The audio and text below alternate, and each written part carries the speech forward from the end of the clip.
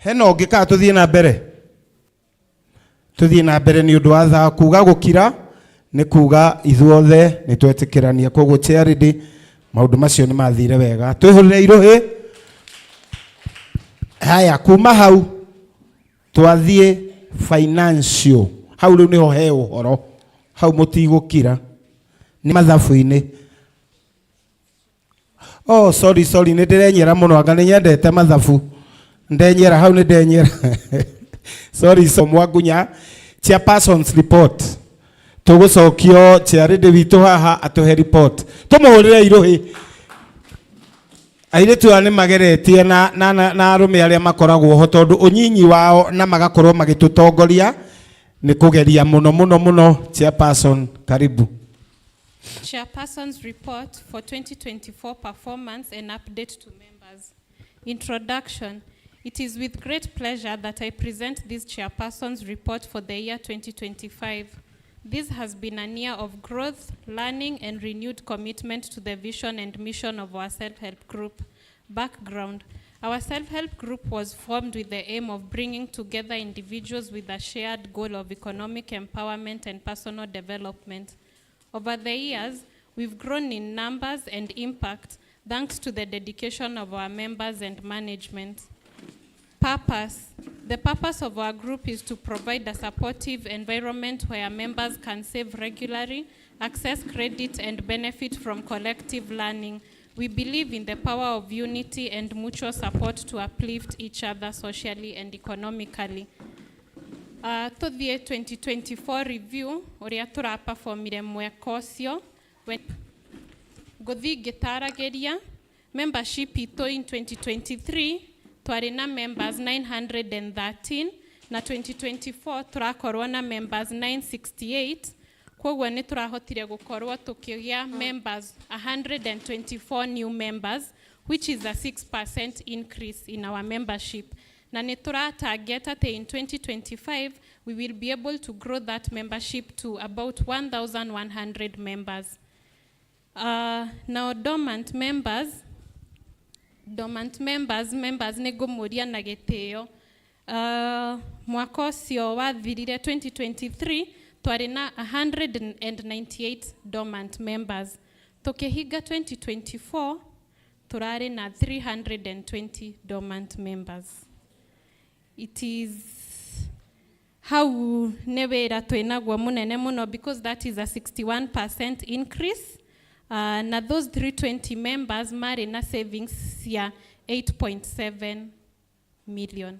Kwoguo dio yoria tugiteithania how because we have very many dormants, though one of the contributing factors na introduction ya CBS ya introducirwa September na tugaga dormant member ni mundu uria utasevete mieri ina. Kwoguo system twarora system ine ukona kuma September, October, November, December there was a challenge with our members getting onto the system. Nikio turakorirwo na dormancy nene uguo, but we are praying and hoping ati ni murathi mukimenyaga gutumira system na gutuma mbeca. That is one of the contributing factors, but management we are really committed and we are always calling these members tondu tugikorwo twina 8.7, that is about 9 million in dormancy, how hatirathi wega, but we are targeting in 2025 we will be able to reach out to these members and drop that dormancy to at least about 100 members.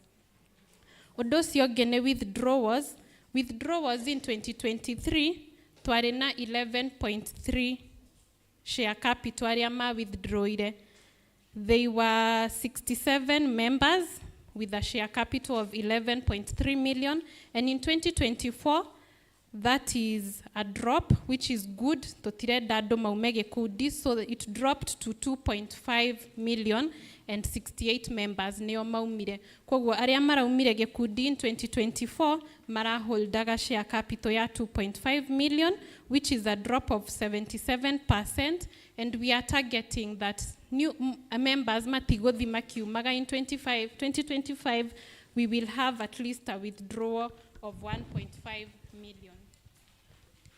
Tothie welfare ni uria tukoragwo tukinyitanira na members aitu. We'd like to pass our congratulations to Peter Jao ni akirio hiki, And the members that graduated within that period of 2024, we have Angela Nyabura, Andrew Kiano, and Esther Wabui. Niturare na andu matiganite arwaru, turehoka wamefeel nafuu by now. So we had Jamie Marogoro, Grace Wamohu, Rosa Wajiro, Peter Joroge, na Judy Wagoi. And it is with sadness that we also got to lose a member. Kurare na dema isia member wetagwo Sophia Jerry. And I would like to request that we all stand up and do a minute of silence. Giteo gya Sophia Jerry. Please kindly.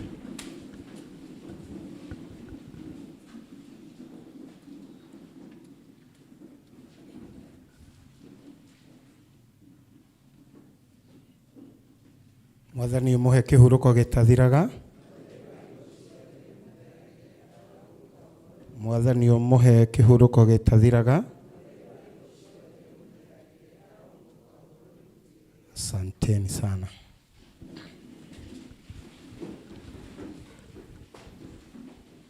Thank you muno, may her soul rest in peace. Kwoguo toto ya welfare ya turaspendire mwaka ucio, it is 51,000. And also in 2024 we updated our welfare. Kwoguo in that table kwina previous uria twaheanaga welfare and how it was updated. It was approved during the 2024 education day.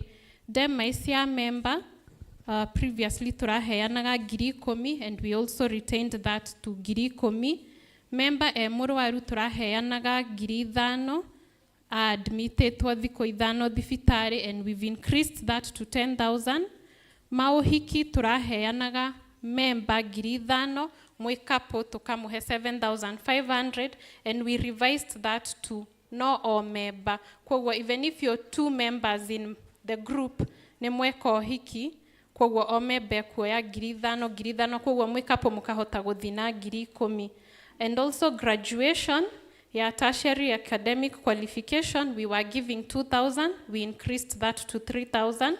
Candidates class 8 na form 4 nituramaheaga 1,000, we scrapped that off ni undu woguo CBS irathie duramenya mekumira ha. And now to cater for that we introduced the minor member transition to adult.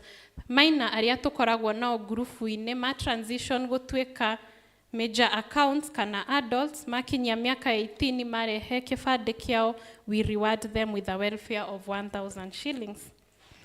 Undu ucio ungi ni financial progress uria tukoretwo tugiperform mwaka ucio wa 2024. 2023 twari na savings ya 105 million. 2024 we were able to increase that to 121 million. Mwehorera imrohe because that is quite a huge increase. That is an increase of 15% in our savings, and we are targeting that 2025 todo isine besa cianyu you will continue saving more and we'll have a target of 150 million. It is achievable. The other item, the outstanding loans. Outstanding loans, we got a drop. Tutio ineke mutaro ya maroni. So 2023, we have outstanding loans here 37.6 million.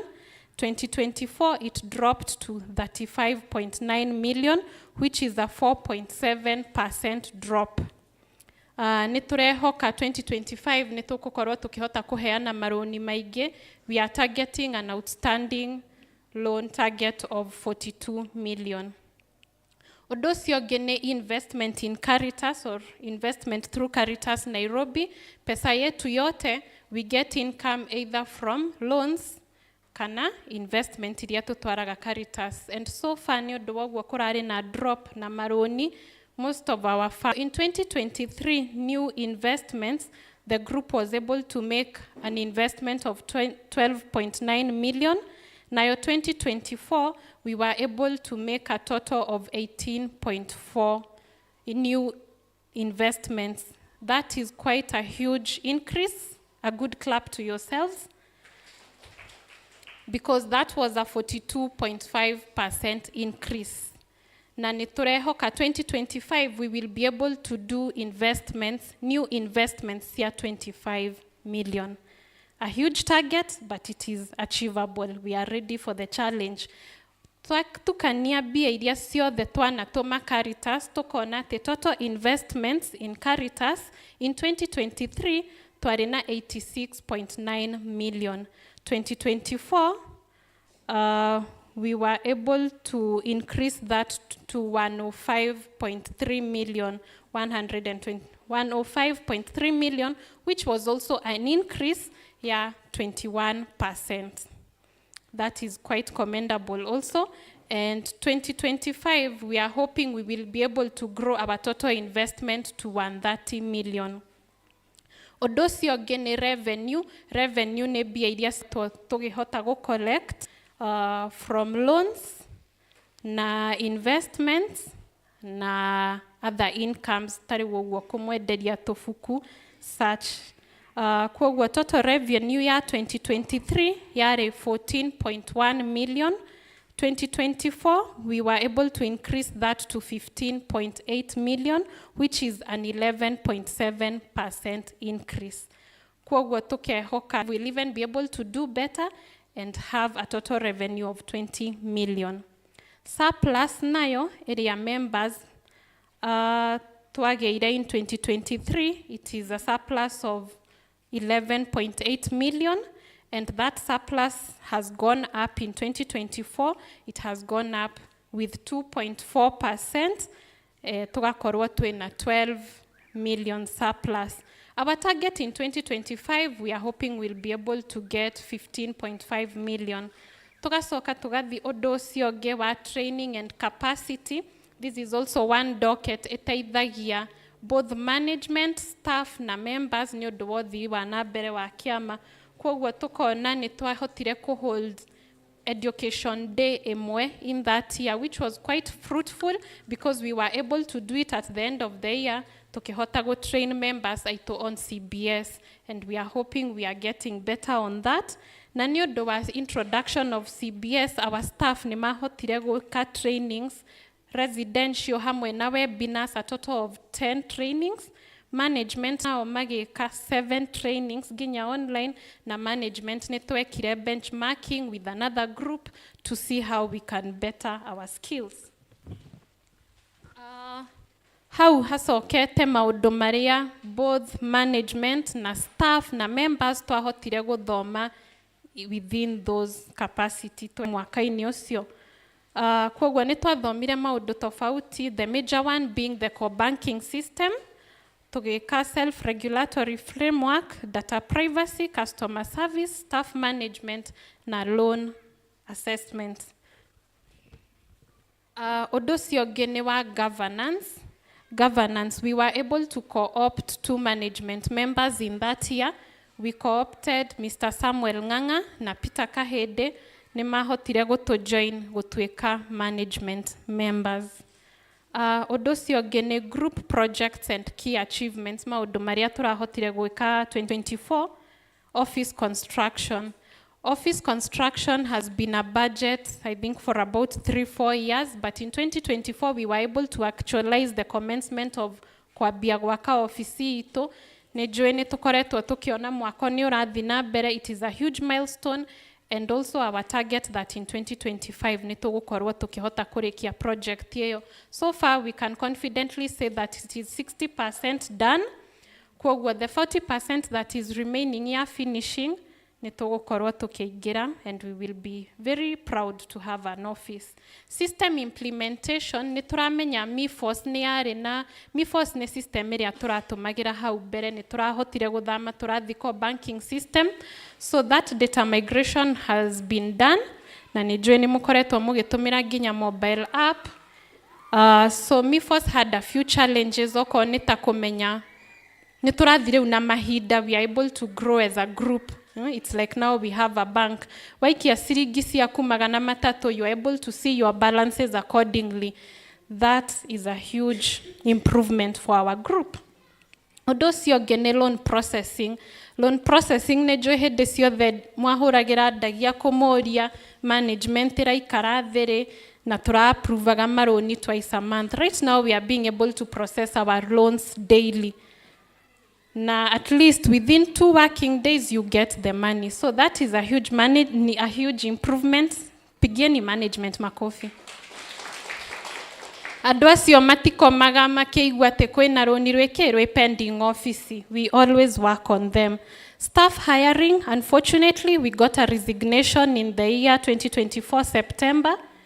So Lilian resigned, and also now we were able to hire also a competent accountant. Nejoe ne mokuona mathafu maitoria makoretwo. Her name is Joy. Odosio gene community impact and awards.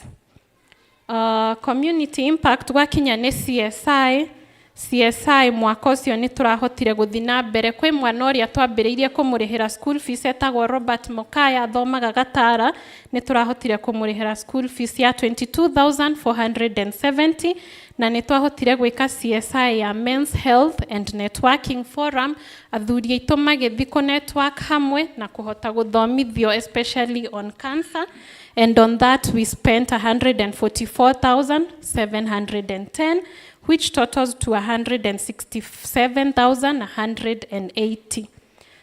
Ũndũ ũcio ũngĩ twakinya announcements nĩ mũkuona group itũ nĩ ĩrahotire kũheo award. Allow me to skip that for now. Tũthiĩ challenges iria tũrakorirwo nacio mwaka-inĩ ũcio wa 2024. Nĩ tũrakorirwo na challenge ya dormancy toguo ndamwĩra, and kindly angĩkorwo nĩ wĩ mũrata waku gurupu ikaraga ũkĩmũririkanagia bata wa gũkorwo agĩsave. Also the staff resignation was a challenge because nĩ twaikarire ta mĩeri ĩrĩ tũtarĩ na accountant, but ndagia nĩ atũnyitĩrĩire wega mũno, and also the management members who are accountants. Ũndũ ũcio ũngĩ nĩ market conditions ya gũkorwo kwĩna other loans iria cirahota kũheanwo na ihenya mũno like the Tala and the branch. Na hau rĩu nĩho tũrorete gũkorwo na banking system itũ atĩ no ũhote gũkorwo ũgĩtia roni and maybe within 30 minutes you have the funds. Kwoguo nĩgetha tũhote achieve maũndũ mau, ta rĩu ũguo dormancy nĩ tũrageria kũhũrĩra members aitũ thimũ mũno.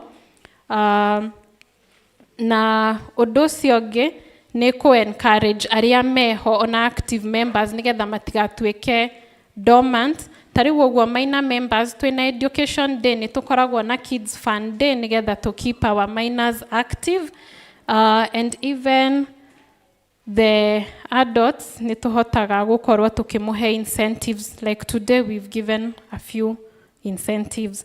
Ona nĩgetha gũshughulikĩra youth aitũ nĩ tũrahota gũkorwo engage a lot in our activities. Tũmũthĩ twĩna youth mekĩrĩte t-shirt cia sacco nĩgetha onao maigue atĩ GM ti andũ akũrũ. Twagĩa youth 10 ũmũthĩ, next time we will have more and they will be attending our meetings and be active in the group.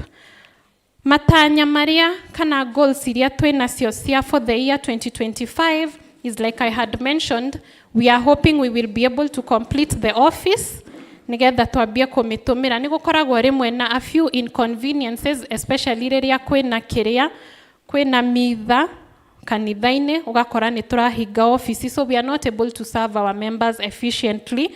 Na otoria tũĩ Muthure nĩ consecrated, so actually we shouldn't be having an office inside the church.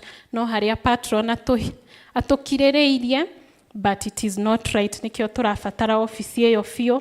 Arafu tũthiĩ ũndũ ũcio ũngĩ, we are hoping nĩgetha ona tũhote deal na dormancy at 80% of the members at least nĩ megũkorwo maingĩra into the Caritas Mobi app nĩgetha ũkahota evaluate your account. So that is also our goal.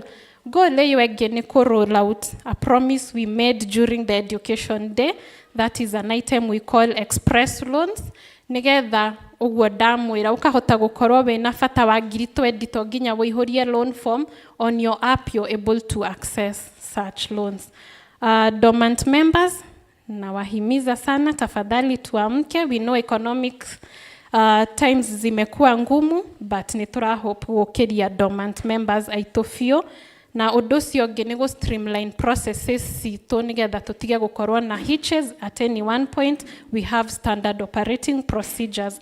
And the biggest of all that we have for our goal year 2025 ni gukorwo na increased surplus nigetha members magagikorwo makenete. To conclude, I would like to express my deepest appreciation to everyone who has contributed to the success of our group over the past year. To the management committee, thank you for your commitment, tireless efforts, and wise leadership in steering the group forward. To our staff, your dedication and professionalism has played a vital role in improving service delivery and supporting our members' needs. To all our members, thank you for your continued trust, participation, and belief in the vision of our group. Your unity and contributions are the foundation of our strength. A special note in absentia of gratitude to our patron, whose unwavering support, guidance, and encouragement have been instrumental in shaping our growth and direction. Above all, we thank Almighty God for His grace, protection, and blessings upon our group. To Him be the glory, now and forevermore. Amen. Thank you very much, Story Chairperson Luhe. Asante sana. Nimuona ni muiritu munyinyi no ri areyumia kehanda tari budget arathoma mathaa mekuringo meri ku kiria tungika ni kumahoera tondu wira uria mararuta githe matiraruta na bia cianyu na ni muraigwa ni maundu mega mareka kurihira mwana cukuru gutwara andu magathome kunyita youth tere githe ucio ti wendi wanyu no kuria nao mathie ta mekuregera ni muramenya ru ni kuruta kiratu na kumagutha hatiri undu ungi. Kuo chairperson wa andu aya wa matwarithio ria gutagireire ru thiku ici ni turonirio kamutindo Mike ni turonirio kamutindo turiroraga uria wina kiratu githiru. Haya kuma hau tuguthie ikinya-ini ria finance treasurer witu Meriga Kunga riu we niwe riu haha wiharirie niho iratu ingiukira. Karibu. Twitikire guthikiriria na gutwarana nake na angikorwo wina kiuria ureke tafadhali ambe arikie ciuria tukuria thutha tutikamo interrupt tondu mwena wiki mathabu ti handu hahuthu koguo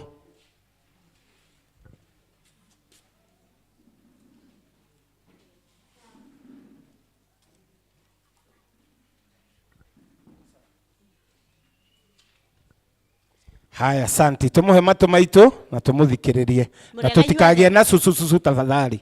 Tuguthomerwo ni auditor, karibu.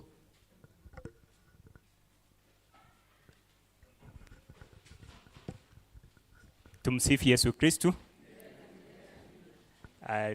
Tunataka wa take responsibility, lakini leo ameniomba niweze kumsupport kidogo ndio tuweze kupresent, but from next year mtaona we are empowering the management to do the presentation of financial statements. Kwa hivyo sijui kama wako na copies, mko na copies? Si watu wako na copy? Haya, tutumie hizo copy, na kama huna tunashare na mwenzako ule yako karibu na wewe share.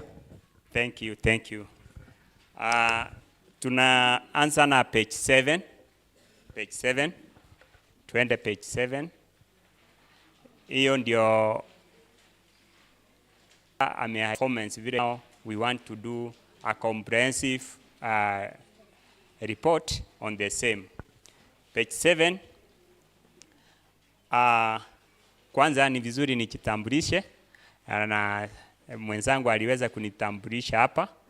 Mimi naitwa Moses Nyakweba, nafanya kazi na Caritas Nairobi, who are the internal auditors.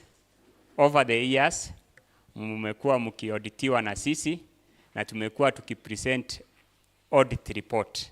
But today, mtaona changes that you are being audited by an external auditor mwenye atajiintroduce na ataweza kupresent audit report.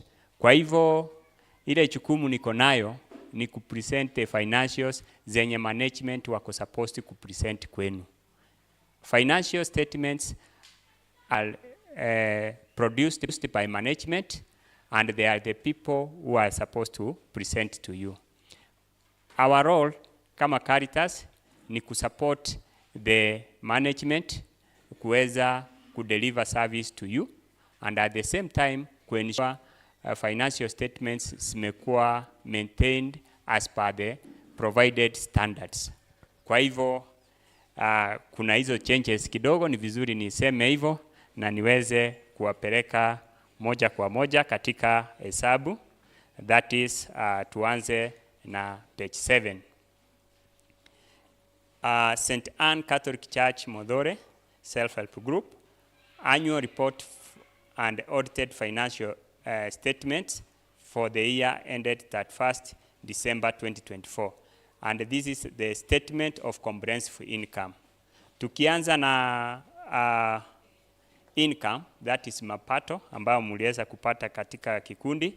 Tunaona tukianza na interest on loans, tunaona ni 4,234,613. There is a drop in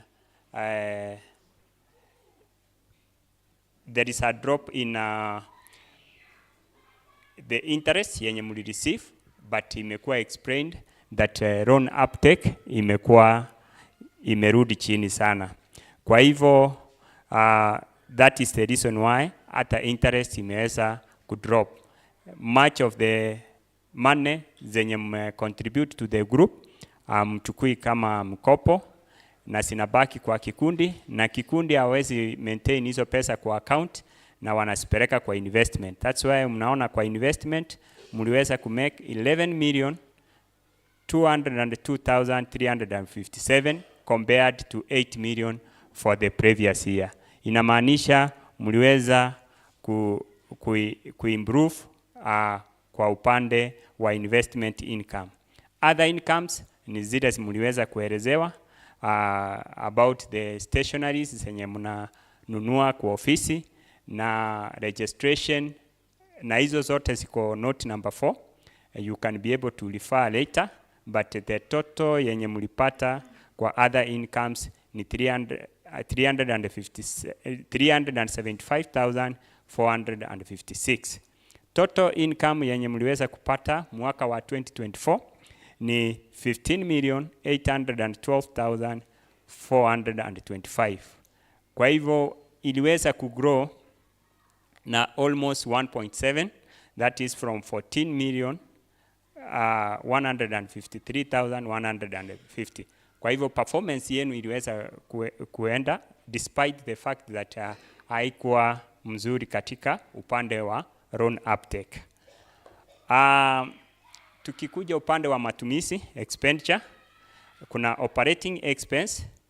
Operating expense tumeweza kuona ime increase from 371,000 to 1 million, na hiyo ningependa tuende kwa hiyo note so that tuweze kuona what are the expenses zenye ziliweza kukose hiyo increase. That is it's in page 12. Mnikubalie ni simamie kwa hii chukua ndio niweze kuwekelea kitabu. Tukiangalia note 5 in page 12, mnaweza kuona ya kuwa kuna number of items zenye zilifanya hiyo increase. Namba ya kwanza, system yenye mliacquire in 2024, ukiangalia the last item in that operating expense, kuna amortization yenye ilimove from 63,650 to 399,469. Hii system iliwa cost 3 million na inakuwa amortized for the 8 years. Hiyo ndio one of the factor yenye ime increase the operating cost ukiangalia. Na number 2, kuna vile Chairedi alikuwa amewaelezea, they did a lot na wakaweza kudetermine ile strategic direction. That is wakadevelop a strategic plan. where they want to be in the next 5 years. Unaona hapo strategic plan expenses, nayo pia haikuwa mwaka jana, nayo ikaweza kuongezea 221,600. Hizo ndio the two main factors zenye zilifanya hiyo expense ika move from the 371 to 1 million. Because hizo mbili peke yake ni almost over half a million uki-add. Na it was very necessary for the management to incur that expense. So, but unaweza enter through all the figures, uweze kuona hiyo increase ilitokana na nini. Tukirudi kwa hesabu, hiyo ni operating expenses, nilikuwa na explain. Tukirudi kwa hesabu, we have finance cost. This is another cost yenye ilitokana na operation ya new system. Tukirudi hapo page 12, nielezee kidogo so that you can be able to you can understand. Tukirudi page 12, kuna what we call finance cost. Number 1, CPS loan interest. Since hatukuwa tunataka kuaffect the operation ya group, Caritas Nairobi ili come up na the whole system ilikuwa wameallocate amount to groups. Kama group yenu ilikuwa imeallocatiwa 3 million, ilikuwa inafaa contribute. The complete system it cost Caritas Nairobi 150 million. So group St.Anne Muthure ikaweza kuallocatiwa 3 million. Na hawangeweza kulipa immediately. The Caritas management wakasema they will take a loan on behalf of the groups. Na walipe system so that iweze kuimplementiwa. After that, group inapewa 8 years to repay the loan. Like the 3 million, you have a period of 8 years kulipa hiyo 3 million before munaweza ilipa once if the cash flows ina allow, ama mulipe for 8 years at 10% per annum. That is the interest yenye mnaona hapo, yenye inaitwa financial cost. CBS ni core bank system loan interest ya 98,000. That is imekuwa appropriate apportioned for the months zenye zilitumika in the year 2024. Kwa hivyo ikiendelea mbele mtaweza kuona ya kuwa kuna hiyo 10% mtakuwa mnainika, lakini ikiwa italipwa once hamtakuwa na hiyo expense. Na loan interest, the new system initially hatukuwa tuna comply na ile accounting principles, that is accrual basis. From September last year when we got to the new system, now we accrue the interest on a daily basis, but inakuwa posted kwa system at the end of the month. That's why hata wengine wenu mliona kuna some changes wakati unalipa ile loan yako. Either unapata kama ilikuwa initial stage unafikiria inaku overcharge, but when you calculate you realize that the different times the way ukienda ukireduce the interest inarudi chini. Initially tulikuwa tunatumia the equal monthly installment yenye ulikuwa unajua nafaa kulipa interest, let's say ya 10 shillings for 1,000 yenye napewa, but currently the higher the loan, the higher the interest. Ikienda ikireduce, interest nayo pia inaenda ikireduce. So na inakuwa accrued every month. Kwa hivyo hata usipolipa this month, initially tulikuwa tunachukua cash basis. Sometimes people walikuwa wanapata hawajachachiwa hiyo month kwa sababu accountant akisahau kidogo kuaccrue hiyo manually, unaweza pita bila kulipa interest. But currently already iko included in the amount yenye unakuja kulipa.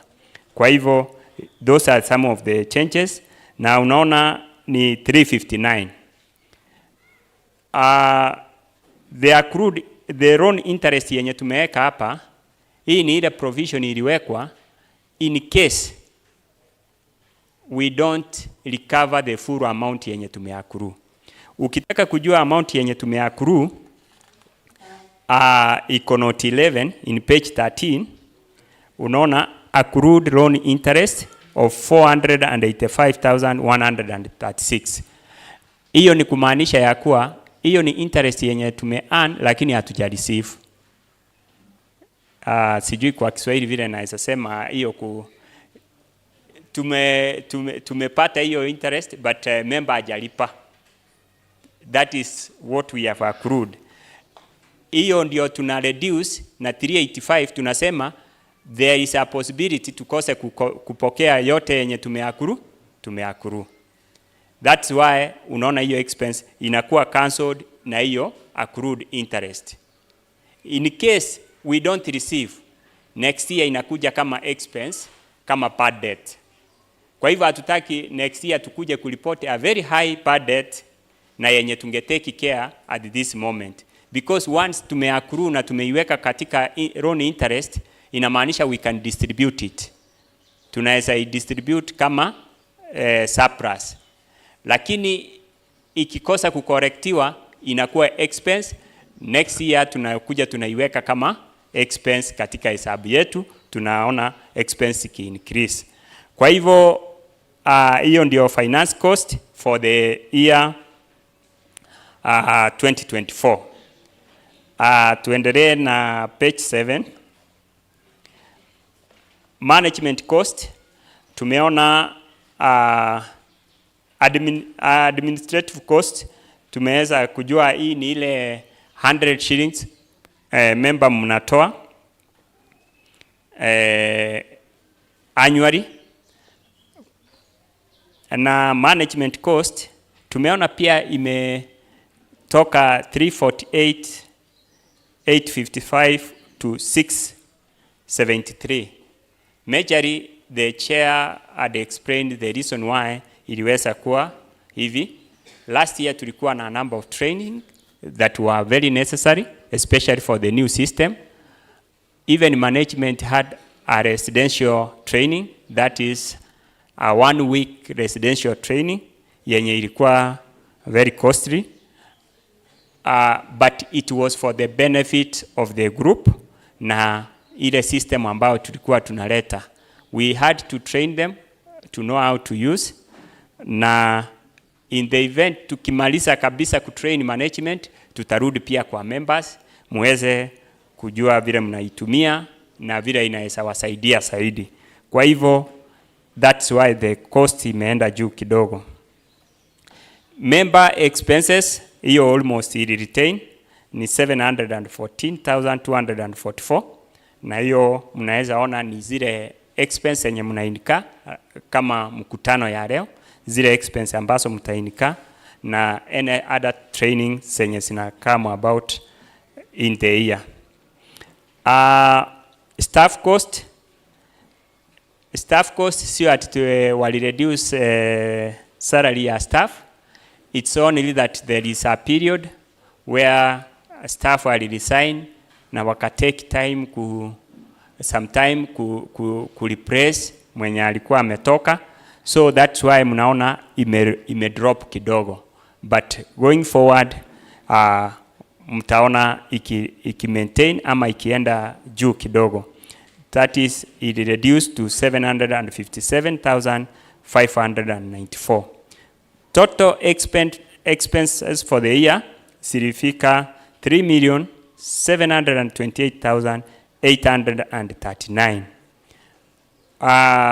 Mukabaki na surplus ya 12,083,586. na appropriation imeweza kufanywa vile imeonyeshanwa hapo, 20% ikabaki kwa group, that is 2,416,717. Tukakuwa na 10%, 5% to the local church and 5% to Caritas Nairobi. The same amount. Proposed honoraria, kuna hiyo proposed honoraria, hii ni ile reward mnastahili ku award management for the work that was done for the year 2024.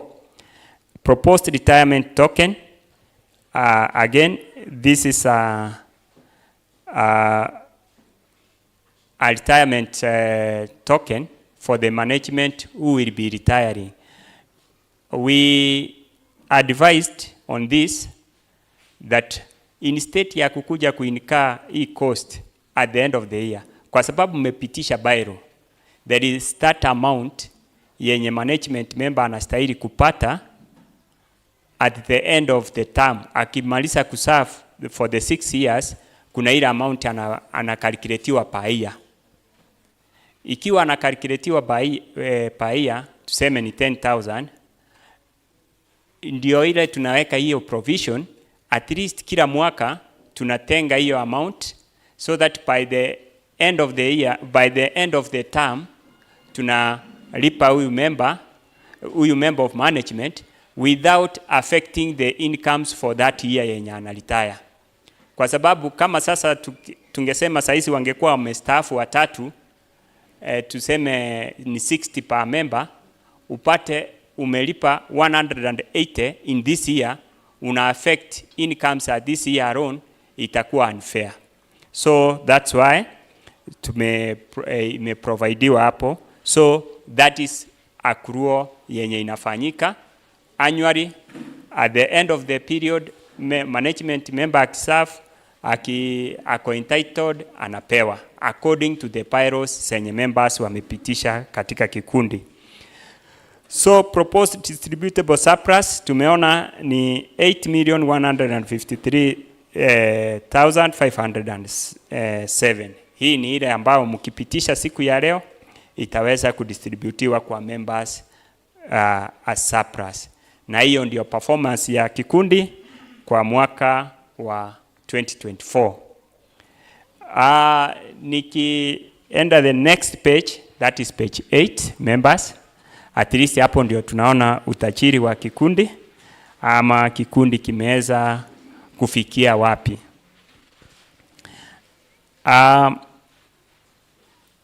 Tukianza na the first non-current assets, that is the statement of financial position.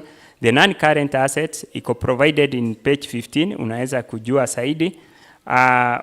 But as at the end of 2024 December, mulikuwa na total assets zenye total non-current assets zenye zilikuwa 3,856,260. Current assets ni zile assets muda mfupi kama loans zenye sikilipwa sina change kwa sababu zingine ni za 1 year, 2 years, maximum 3 years, 5 years.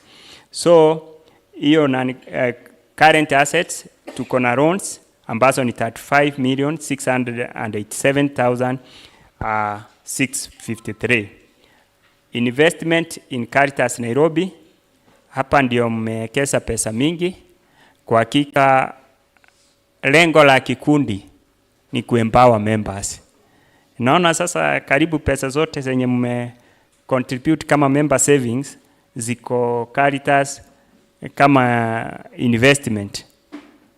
Let us not turn this to an investment group. This is an empowerment group. Kwa hivyo nawahimiza mchukue mkopo muweze kujiendeleza. Nafikiri management watakuwa na hiyo campaign, na wakiwaita mkutano muweze kukuja, muweze kuona vile mnaweza faidi kutokana na hizi pesa. Kwa sababu ukikombea even what you gain muki invest is not the same na ile utagain ukichukua loan na uweke mradi fulani na iweze kukuletea pesa. That is the main objective ya hizi group, ya kuwa uweze kuwa empowered kama member. But in investment we have 105,334,941. Hiyo hata tukifanya percentage ni haileti picha mzuri. Kwa hivyo members, we need to do something. Debtors and prepayment 3,679,626. Wacha tuende hiyo debtors kidogo tusione ni gani. Page 13. Kuna accrued interest on investment. Hii ni ile interest yenye tumepata lakini hatuchapokea. Kwa hivyo bado iko hapo accrued, but hii tuko assured that tutaweza kupokea. Accrued loan interest, hiyo nilikuwa explain kidogo. Sundry debtors. Sundry debtors actually hii ilitokana na migration. Kwa hivyo sio data per se, but wakati tulikuwa tuna migrate loans zenu kutoka kwa MIFOS kwenda kwa core bank, tukifanya ile listing ilikuwa inaachana na this amount, because inahitaji investigation tujue ni nani hakuwekewa loan yake vizuri ama hakuwekewa loan yake complete. Ndio sababu ikawekwa kama sundry data. Kwa hivyo ni figure iko under investigation, itaweza kuinvestigatiwa tujue ni nani hakuwekewa loan yake vizuri, ndio iweze kutoka hapo katika debtors. Kwa hivyo tunaweza angalia na member, mnaweza jiuliza ni nani huyu debtor mwenye hajalipa kikundi. But hii ni the variance yenye ilitokana during migration, whereby the loans zenye ziko migrated asikutari na the listing yenye tulikuwa na the control yenye tulikuwa nayo. Kwa wale ambao wanaelewa hesabu zaidi, wanaweza understand ile na explain ya kuwa control haikuwa inatari pamoja. Kwa hivyo that's what we call sundry data. Total na bank, in the bank at least mulikuwa by the end of the year mulikuwa na 4,145,414. Total current assets 148,847,633.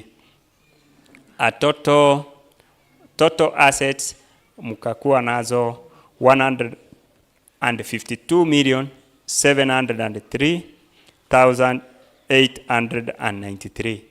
Ukiangalia the group imeweza kugrow in total asset. Hii ndio sasa growth ile yenye tunasema ya kikundi, imeweza kugrow from 129 million to 152 million. Kwa hivyo it's a good growth ya group, inaonekana ina grow vizuri na muweze kuendelea hivyo hivyo. Ni nini inasimamia hii growth ambayo tumeweza kusema? Who is funding it? Number one, tunaanza na funds. Total savings zenye nyinyi wenyewe mmesave katika kikundi tumeona ni 121,996,842. Benevolent fund, hii pia ni ile amount ambayo mmeset aside wakati for the welfare of the members, nayo mmeona iliweza kuincrease to 864,488. Reserve fund, hii ndio ile capital ya kikundi, ile ni ile mna set aside in case of anything. Hii ndio inasaidia kikundi kurecover, ni 15,270,000 683, making the total funds of 138,132,013. Non-current assets, tunaanza na CBS loan, ile ambayo niliweza kuambia, ni 3 million. Tunakuja current liabilities, we have creditors and accrual. Hizi ni zile madeni za muda mfupi zenye mnastahili kulipa. Tukienda kwa note 14 tunaweza siona ni 3,418,373. Distributable surplus for the year is 8,153,507, making the total current liabilities to 14,571,880.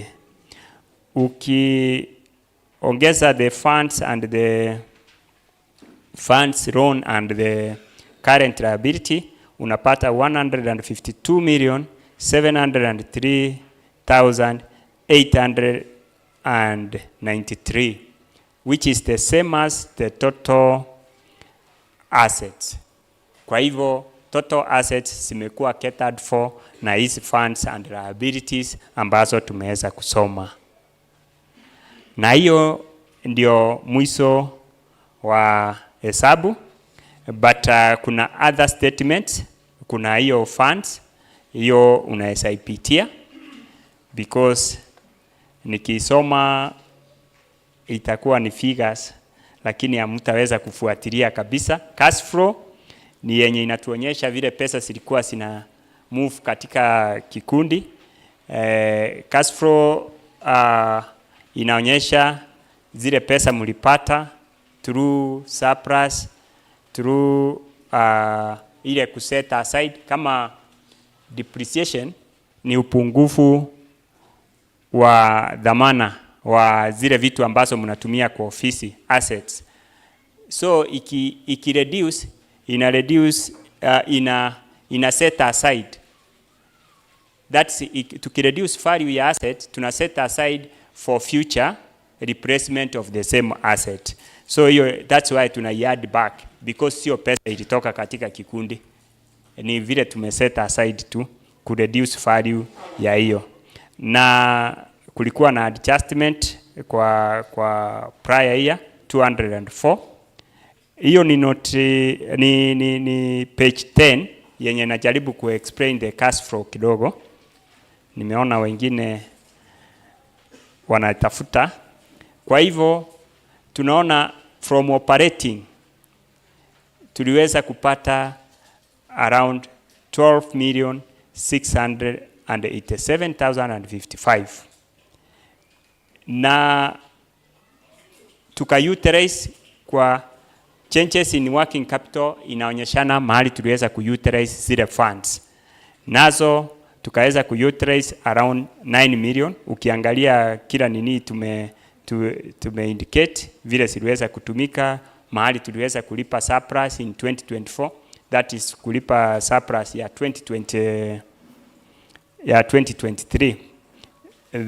Unaona tuna less zile zenye zimetumika, tuna add zile zenye zili increase the cash flow katika kikundi yetu. At the end of the day, ukiangalia the total uko chini kabisa, inakuonyeshana net change. Ukiongeza what we brought forward, ndio inakupatia 4,145,414. Na hii ndio utapata kwa financial position as the cash and cash equivalent yenye tulikuwa nayo at the end of the year. Naomba kufikia hapo ndio tuweze ku-explain yale mengine. Hiyo ndio hesabu ya St.Anne Muthure Catholic Church Self-Help Group. Asanteni sana. Thank you. Now, allow me to invite the external auditor from NITRAM, Certified Public Accountant Kenya, so that he can be able to present the audit report. Karibu sana from NITRAM. Karibu. Thank you, thank you. Haya, tumpigie makofi. Asante sana Moses. Karibu. Asante. I had to consult. I see my boss is here. Nisi break protocol alafu I find myself in trouble. Okay, now I've been allowed to continue, so I'll continue.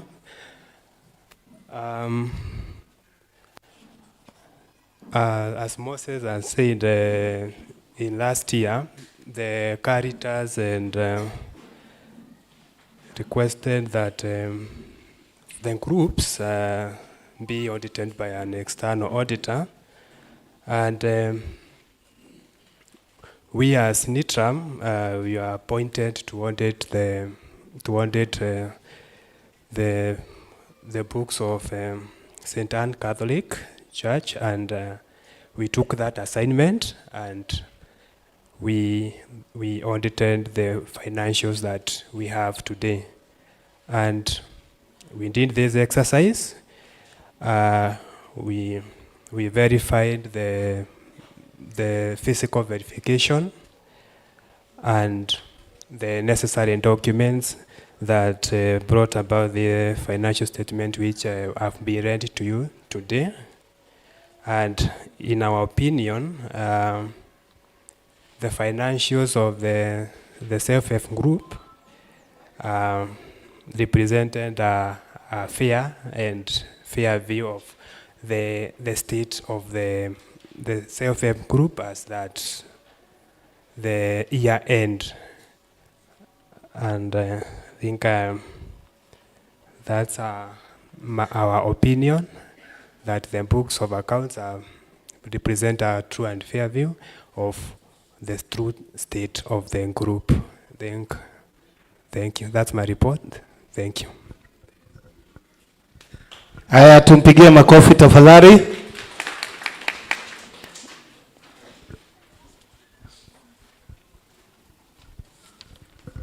Huyo ndiye mdosi. Thank you, Patrick. Tumsifu Yesu Kristo. Milele na milele, amina. God is good. All the time. Agedi amwihoko. Mahoya-ini. Amwe mahoya-ini. Agedi amwihoko. Pilgrims of hope. Together in prayer. My name is Martin Wawero. Niliambiwa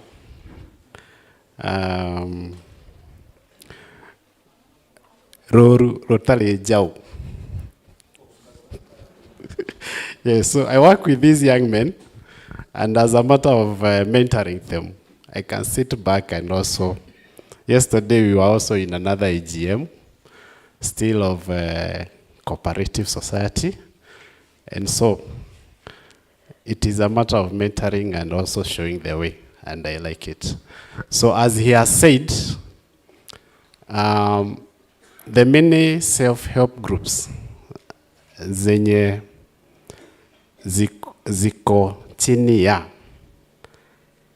Caritas, Archdiocese of Nairobi Caritas registered trustees, there are so many.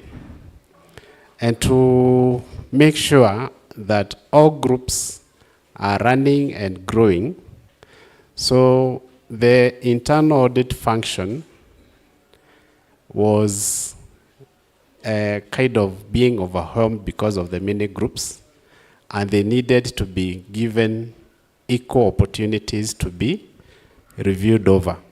So last year, or before last year, they came up with what they call self-regulatory guidelines that were able to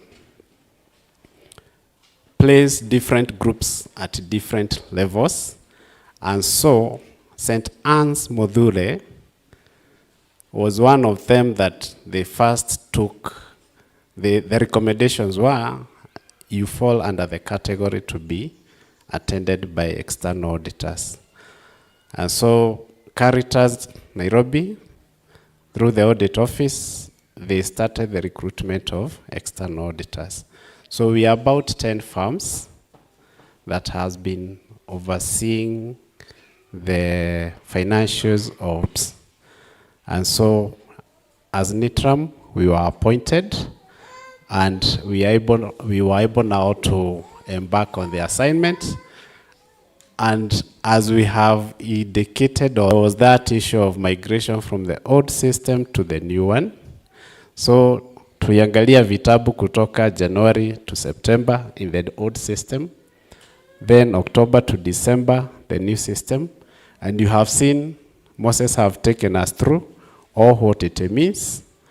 And we confirm that the financial statements prepared by the management that you have given the work represent a true and fair possession of the self-help group.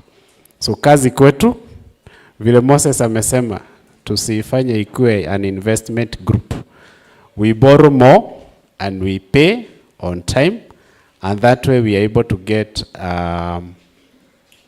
the returns, both on investment, but still members wanajiinua kiuchumi na kimaisha. So auditor's opinion,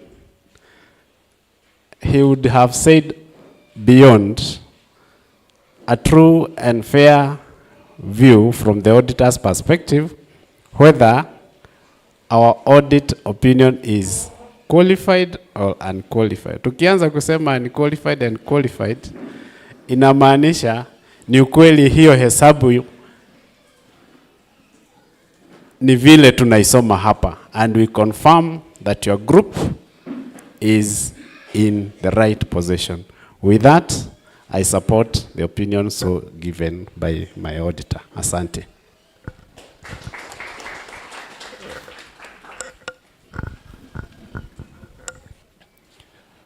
Haya, tuwapigie makofi vizuri. Haya, sasa tuende mpaka pale mwanzoni, sawa? Tresara, karibu. Tumpigie makofi akisimama. Hata ule mtoto amekupigia.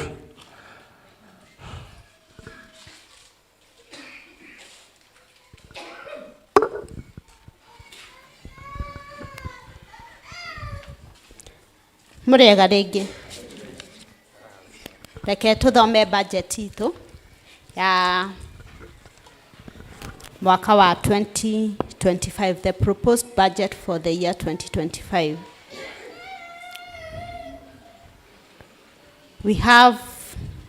We'll only read the actuals for 2024 na budget ya 2025.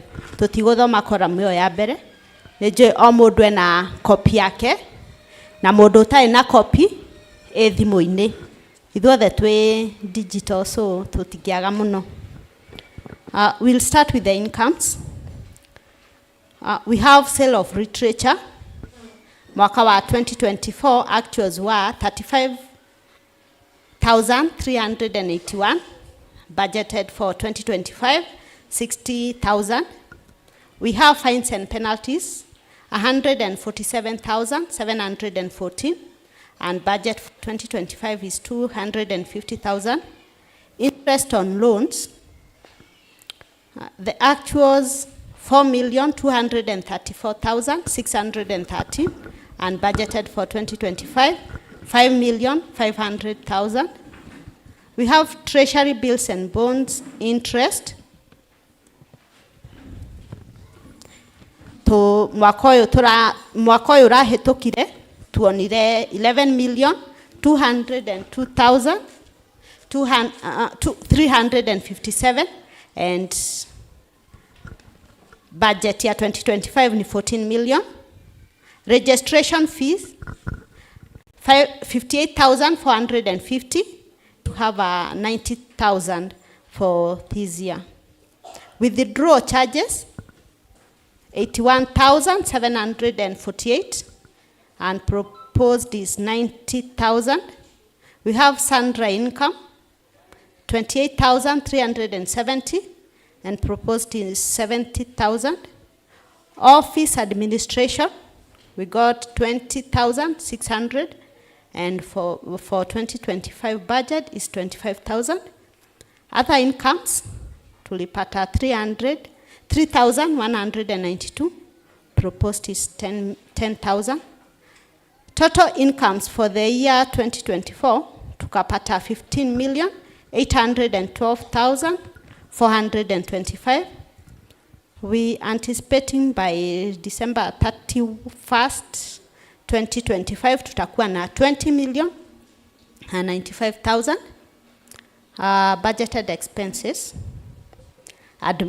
Tutaanza na admin costs. Then inakuwa member 100 shillings. Uko Caritas. So the more members tuko now, the higher the figure. We have the self-regulatory framework, 79,315, and budgeted is 82,500. A strategic plan and implementation. Last year, 2020, how it should be. We have patrons training, the training that has been explained by Moses. Ata patron wetu, who's the topmost person in the management, ata anafaa kwenda training. Last 2024 hakwenda, but 2025 tunambudgetia 65,000, so ataenda. The total for admin cost zitakuwa 392,215. Budgeted ni 267,500. Operating expenses, tuko na transport and traveling, tukatumia 48,490, anticipating to use 60,000. Marketing and promotion, tulitumia 12,000. We are anticipating to do more marketing so that we can, tumeona pale juu we are targeting more members, and for that to be achievable, lazima tufanye more marketing, and we'll use 50,000. We have bank charges. Bank charges ni pesa zenye huwa tunakatwa wakati tunafanya transfers. Zilikuwa 25,649, anticipating 25,000. We have telephone and postage, 11,000. Tutatumia 20,000 this year of 2025. We have printing and stationery, 23,695. We'll use 25,000.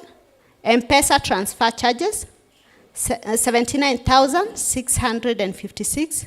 Anticipating the budget figure is 90,000. We have audit fee and expenses. This year, wenye mmesikia, tulitumia 94,815 sababu ya the new audit firm, and budget yetu ya this year ni 90,000. We have website expenses. Tulitumia 3,553, and hii website sijui kaa huwa tunaingia huko kuangalia, but it is there. Tumetengea aside 6,000. Internet and email, tulitumia 19,680, set aside 30,000 for this year. Office expenses zilitumika 9,740, budgeted 20,000. We have computer maintenance. Hatukuinka any cost, but budget yake ni 10,000. System maintenance, pia last year tulikuwa na system mpya, so we didn't do any maintenance, pay any maintenance for the previous system, and hata this year hatutatumia. Zono kiti, tuli incur 5,500, na this year tuna expect kutumia 6,500. Depreciation and amortization, that has been explained clearly by Moses. tukatumia 399,469, and this year tuna anticipate kutumia 900,000. Hiyo nayo Njeri alikuwa explain, the chair already had explained when she said we are anticipating to have completed the office, so the depreciation will go higher. That's why we have a figure of 900,000. We have SMS charges. We didn't incur any cost on the same, but budgeted figure is 30,000. The total actual for operating expenses 2024 was 733,247, while the budgeted figure for 2025 is 1,362,500. We have finance costs. Loan, CBS loan interest, as explained by Moses, 98,968. We are anticipating to part with the same figure kama hatutakuwa tumemaliza kulipa the system, but if we'll have completed paying, okay, interest tutalipa tu bado, but next year hatutakuwa na expense. We also have interest on loan, 359.99 shillings, explained by Moses. We are anticipating to have a figure higher because these are the loans zenye tutakuwa tumepeana.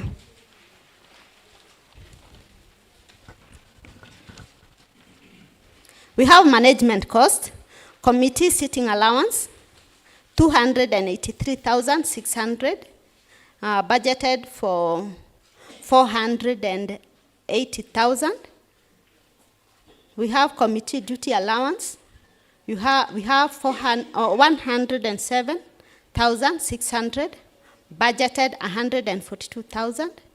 We have committee expenses, a total of 78,200, budgeted for 55,000. We have management training. These are budget set aside for your training. Tumesikia last year tulitumia 201,000. This year anticipating to use 455,000. Benchmarking, our chair lady explained clearly, tulitumia 3,000. Members costs, total cost for management ilikuwa 673,473, while for our budget 2025 ni 1.132 for year 2025. Members cost, AGM expenses like Leo. Last year 2024 tulitumia 201,874. Budget ya 2025 ni 250,000. We have leaders annual general meeting. We also go for meetings like sasa hii ni yetu, zikishikana vikundi kadhaa, hao leaders pia huwa nafanya meetings, AGM yao, hiyo ndio inaitwa lagoon. We pay 1,000 shillings. Ndio tulinka na ndio budgeted for. That's a set figure. We have education and training. Zile education huwa tunafanya. We've budgeted, we used 95,870 last year. Budgeted 100,000 this year. Offertory, tukatumia 49,000. Offertory comes in like when tuna serve mass, wakati uko St.Anne and even in St. Lucie, we have to pay for host and wine, matega. That is what we call offertory, chenye tunapata nacho wakati wa misa. 49,000, budgeted 60,000. Team building, 39,320, budgeted 80,000. We have CSI local, CSI zonal na CSI Caritas. That's a figure yenye huwa inakomputiwa na out of share capital. Our local, we had budgeted for 160, but as the charity was reading her report, tukasikia we used 167,180. Budget ya this year, because it's a set figure, remains the same, 160. We also pay CSI to Zono, the whole zone, 80,000, na CSI Caritas. We also pay to Caritas 80,000. Total for members' costs, tukainka 714, 811,000. We have staff costs, 625,478. Figure is already explained. Like like 2 months we didn't have a staff. Ndio budget, ndio actuals ikaenda chini, but budgeted for this year. We have statutory deduction is out of the salaries, 77,116. Budgeted 50,000. We have staff training, the same training for the staff, tukainka 49,000. In 2025, tutatumia 100,000. We have staff mass token, to appreciate our staff na 6K. Her budget ni 12,000. Total expenditure for the staff ikakuwa 757,594. Proposed ikakuwa ni for this year ni 1,022,000.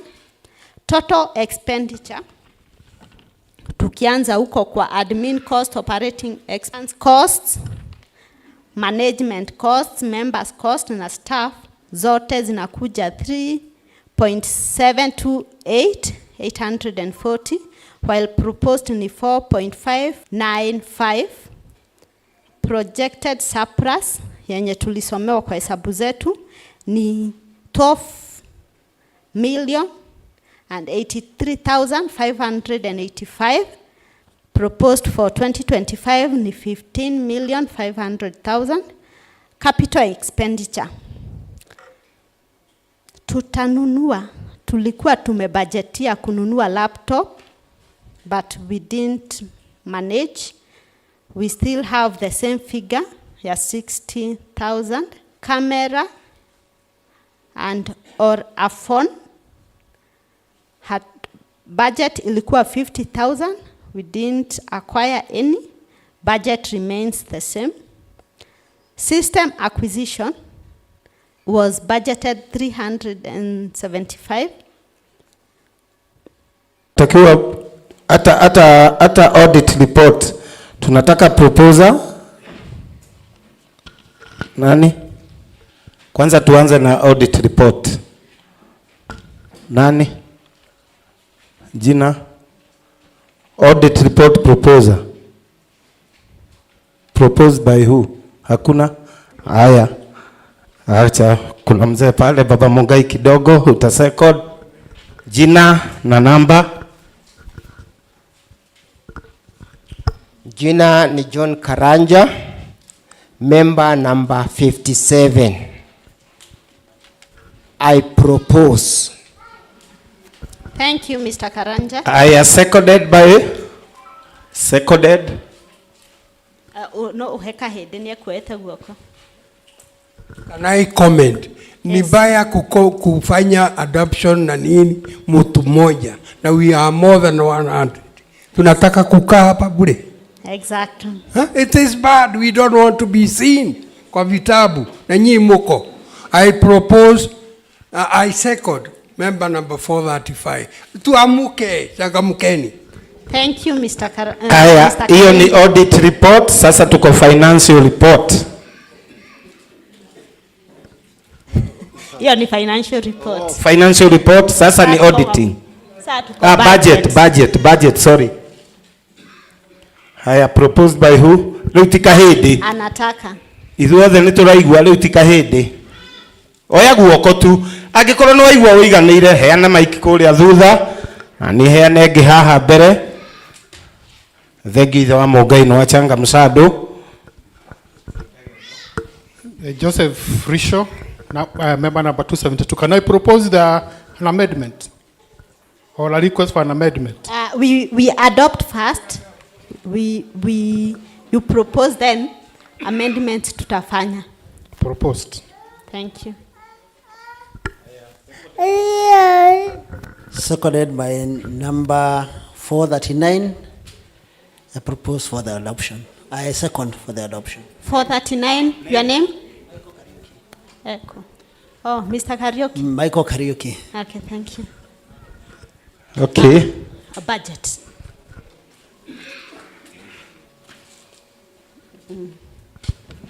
Sasa tunaenda kupropose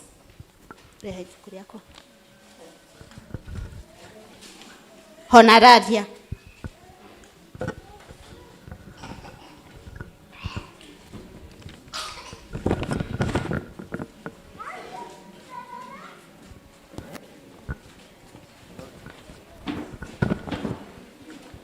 Hena mundu mekoria thutha. Okay, hapo nyuma. Hi, Kara.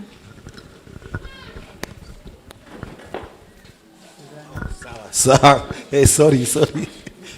I propose. Thank you. Jina? My name is Anjuguna. Anjuguna. Number 68. Number 68. Thank you. Ona Karo ni kuete guoko.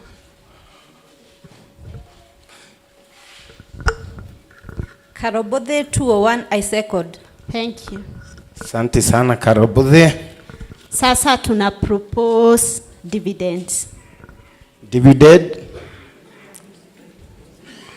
Tuinue mikono tafadhali. Haya, nitakuja kwako. Peter Kamau, number 12. Silence 26. please. Peter Kamau, I propose number 1226. Thank you. Asante sana, hiyo iko na watu wengi. I'm Charles Ngara, member number 1144. I second.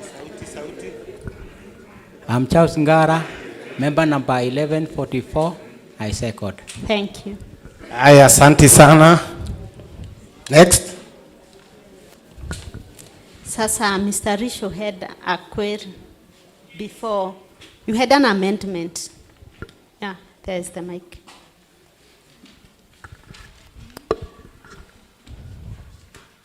Si amendment per se, lakini ni a proposal. Okay. On the training. I'm thinking maybe to put your money where the money is. For you to attract more people, I think you need to invest more in training, education, and recruitment. So what we have proposed, I think 90K for training, enough, and that including the education. So I'm thinking maybe, so that we recruit many youths. Adore the Mego Koja, the youth here, we need to take them, and also to say our way of training, and that might cost more. Maybe to tiranyita we need to be taken through maybe during the education day to accrue, this is what it means, this is how it comes about. That might cost us more because of screens. So maybe when we look at it, to see how we can improve on it. Thank you so much, Mr. Risho. Your comment taken positively. And your name of marketing, yeah, and even education, as he's proposing, we should also call upon people because we do this training. Na hatupati watu. You see, the classroom is full today. No education day, tukoragwo umwe haria ungi haha uguo watu ni less.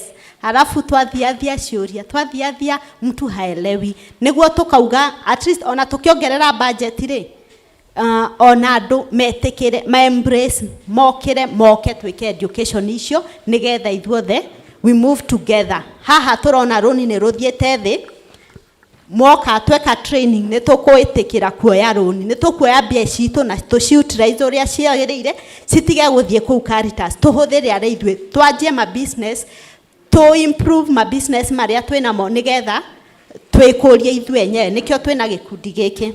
Thank you, Mr. Risho. Now, huh? Question and answers. Haya, tuhurire treasurer witu ruhi. Na nie ndio ndona andu maretigira mbeca ciao. Andu hegie mbia andu matietigagira to ni haki yaku. Riu kiria turenda thaici Samuel ukira. Turia riu ciuria tugicokagirio. Ithe tiguo. Riu hati mundu ha ni mundu we mwenyewe urio kiuria kiria wina kio urie niguo cokerio. Koguo tukurugama Mike uthi haria thutha tuthiete ona program riu ni ciuria turie ciuria niguo ciandikwo tugicokagirio. Kuja Samuel. Mr. Kahende, uroria kan twarikia kuhuthira maratathi?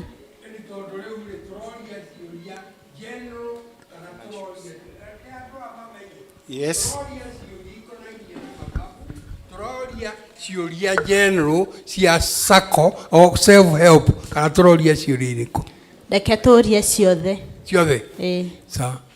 Mundu agapiki giake, tukuria ciuria, afu tugucokia thutha. O mundu egupiki giake, twakinya ni gucokia, o mundu arugame acokie kiria na mwena wake.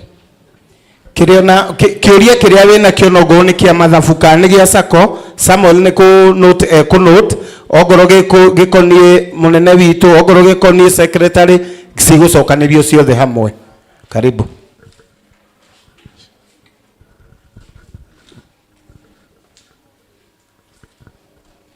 Haya twanjie.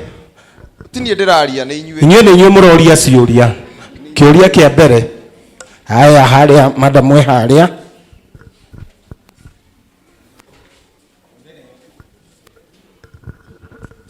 Eunice Kenyanjui, member number 135.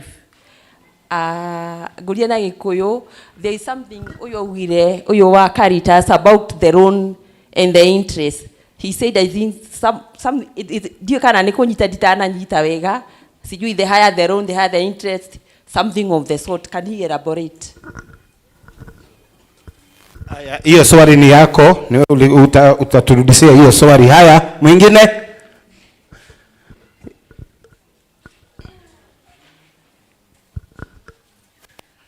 Mwere Mike omunegereria.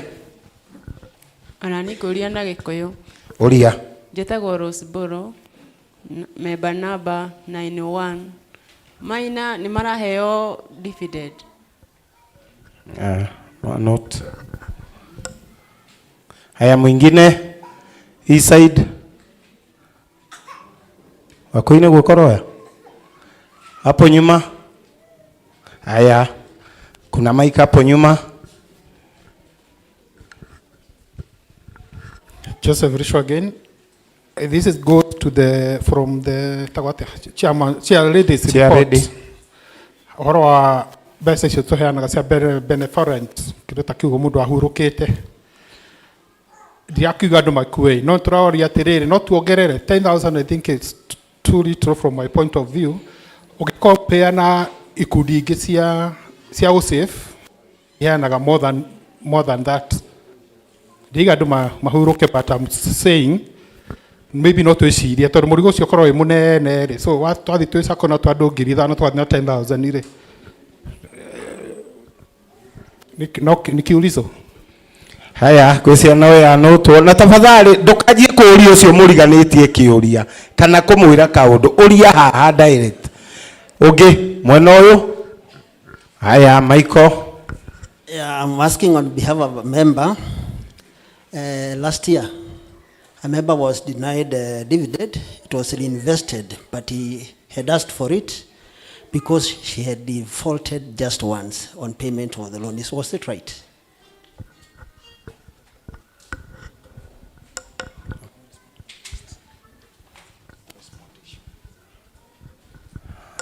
Haya, ngwiciria ni ura note o mundu na kiuria giake.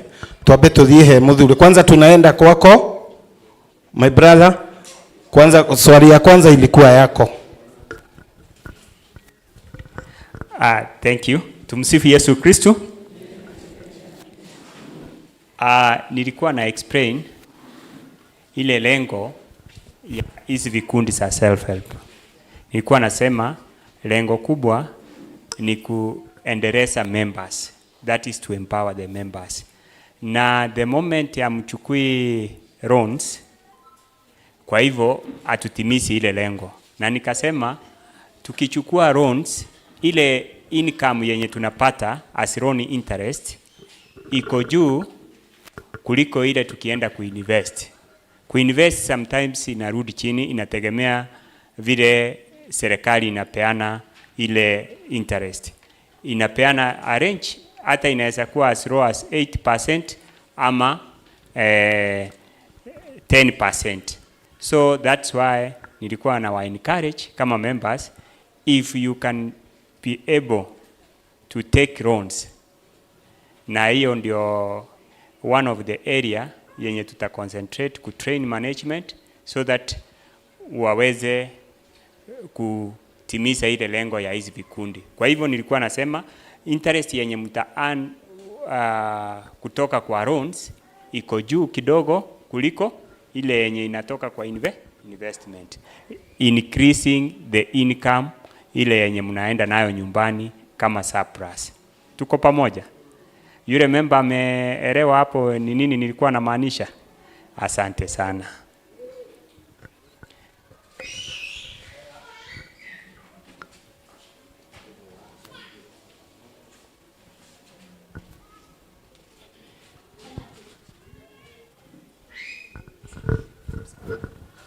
Hena kiuria kiu kiungi kiorio ni Rose Mburu, maina kana ni mariaga dividends.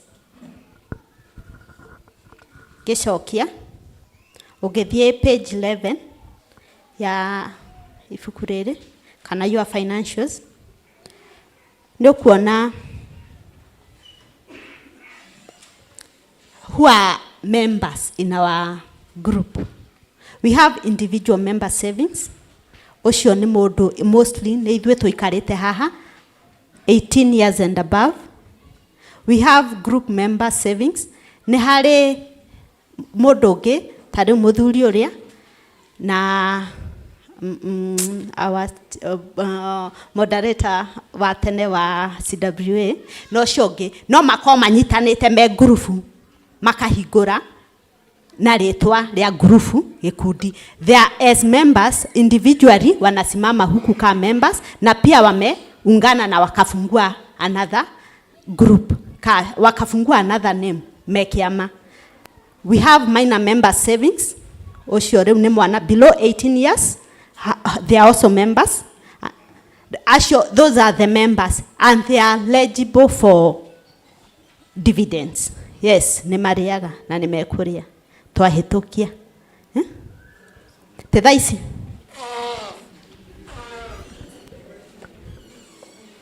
Nataka kusaidia treasurer kidogo ku clarify.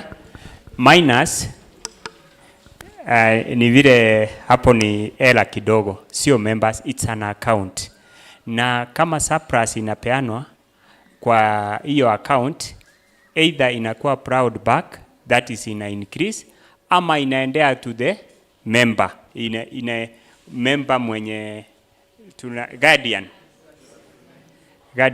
itawa atia na Gikuyu. Very good. Hiyo huyo ndiye anapewa ile surplus yenye inatokana na hiyo account because ni yeye ana save. Tuko pamoja mpaka hapo? Kwa hivyo ni vile guardian atapenda. Akisema hiyo pesa increase savings minor, sitaenda kwa minor. Na nafikiri staff office anawa guide on that. Sinaweza kosa kutumwa pamoja saa zile mnatumiwa, but ukikuja kwa ofisi unaweza guidiwa. Kama huko umepeana guide on how sinafaa kuwa treated, nafikiri ukikuja kwa ofisi unaweza guidiwa, na kama ni kupatiwa kama guardian utaweza kupewa hizo pesa. Asante. Thank you. And I believe ado ingi kana ado thene maraheanite information yo irerwo kuria dividends yaku cikuingira kana ni ciaku na cia minors. Thank you. Asante sana Mr. Risho for your question in regards to benevolent. Benevolent, first of all, how do we fund that account? Nigetha tuhote kuteithĩrĩria members aitore besa ici nĩ iria tũtinagio 200 shillings o mwaka. Koguo ũngĩrora membership itũ twĩna members 968 total members. Koguo multiplied that by 200 no kuona we are able to collect about 190,000, shortly below 200,000. Na tamathabu-inĩ mothe nĩ ũrona mwaka mũgima nĩ tũhotete kũheana ngiri 51, koguo kwĩna iria citigarĩte hau. So that is a good suggestion. My team, the management, we will sit down na tuone kana proposal yayo nĩ tũkame present next time for your approval will be considered.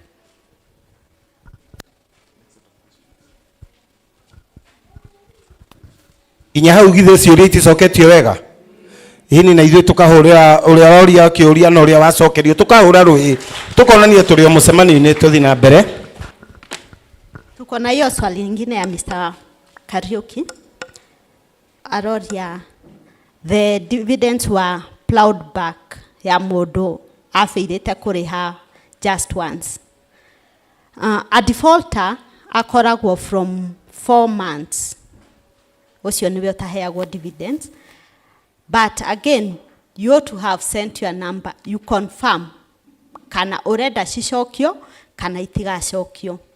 Kana oheo either in cash in the form of M-Pesa. I'm not sure, but could be either confirm or something, but alikuwa nini? She confirmed. You confirmed. Oh, ni she.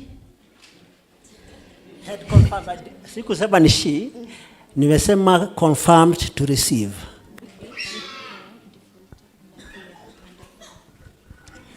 Okay. Did clarify it? Could be a defaulter and a payer. Modo ore hagatoni gukira uria abatie gukorwa akiriha. No bado nĩ cia reinvestagwo nigetha arĩ harĩ rũni rwake akinye harĩa abatie gukinya mweri ũrĩa abatie. No, there is that repayment schedule. Ukakuwa chini kuliko venye unafaa kuwa umelipa nigetha ulipalipe loan. That could be the reason. Thank you. Okay. Tuendelee na maswali. Either Mugai or Mike. I'm member number 435. Mugai is my name. My question is on dormant. There is a question, but rather a discussion. Aya, umeandika hiyo. Mama Njeri. I'm Grace Kamau, member number 465. Ndĩrenda kũria kĩũria kĩa loans. Kĩrĩa kĩratũma andũ makorwo na challenges nyingĩ cia kuoya loan mũno nĩ gũcainĩrwo nĩ guarantor. Gũtirĩ ũndũ ũngĩ hangĩcenjio mũndũ angĩkorwo ena title kana ena logbook angĩheo loan arabu aneane. Thank you. Madam we hau thutha waku. Thank you. Naitwa Lydia, member number 1022, pia hapo kwa guarantor. Sasa kuna wakati nilikuwa na loan and then nikafika pahali nimelemewa and I had enough money itoshelezwe. Then nikapata kashida within like a month na nilikuwa nataka kuchukua loan because I had extra money. Nikaambiwa sijui nafaa kugojea for several months. Sasa ndio nilikuwa nashangaa, is it that I cannot be trusted with my own money? Good question, thank you. Haya, mwingine?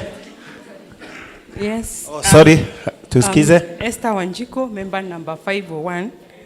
Hapo kwa chairperson report kuna about investment nihonekania wona twiga ni ciraciara na njira nene 42.5. Ni just a comment, can we put more? To nironekana iraciara wega. How hanging about dormants, this 8 million, where will it go after? Aiko mundu ni imari million ici nyanyari cigocoka ithiku kana cigocokerio the member kana ni atia. Alafu there is this minor account. I was asking if we can have a minor joint account. Maybe I have like 3 kids na no maigire me one account. Yes. Okay, noted. Haya pale kwa mrango. Habari zenyu. Nzuri. Mine is just a concern. Enye kusema kweli, the 10,000 is quite little. If we can do for the benevolent cash is very little in the era that we are in. That is one. But number 2, just for the sake of those people wenye hawajui wenzetu hapa na as guarantors, maybe in the future we might want to think about logbook loans. Najua the SACCO policy is that ni pesa kwa pesa, but yes, can we think about that in the event that someone has saved a lot of money and they are able to take a loan but they can't because they don't have guarantors or title deed?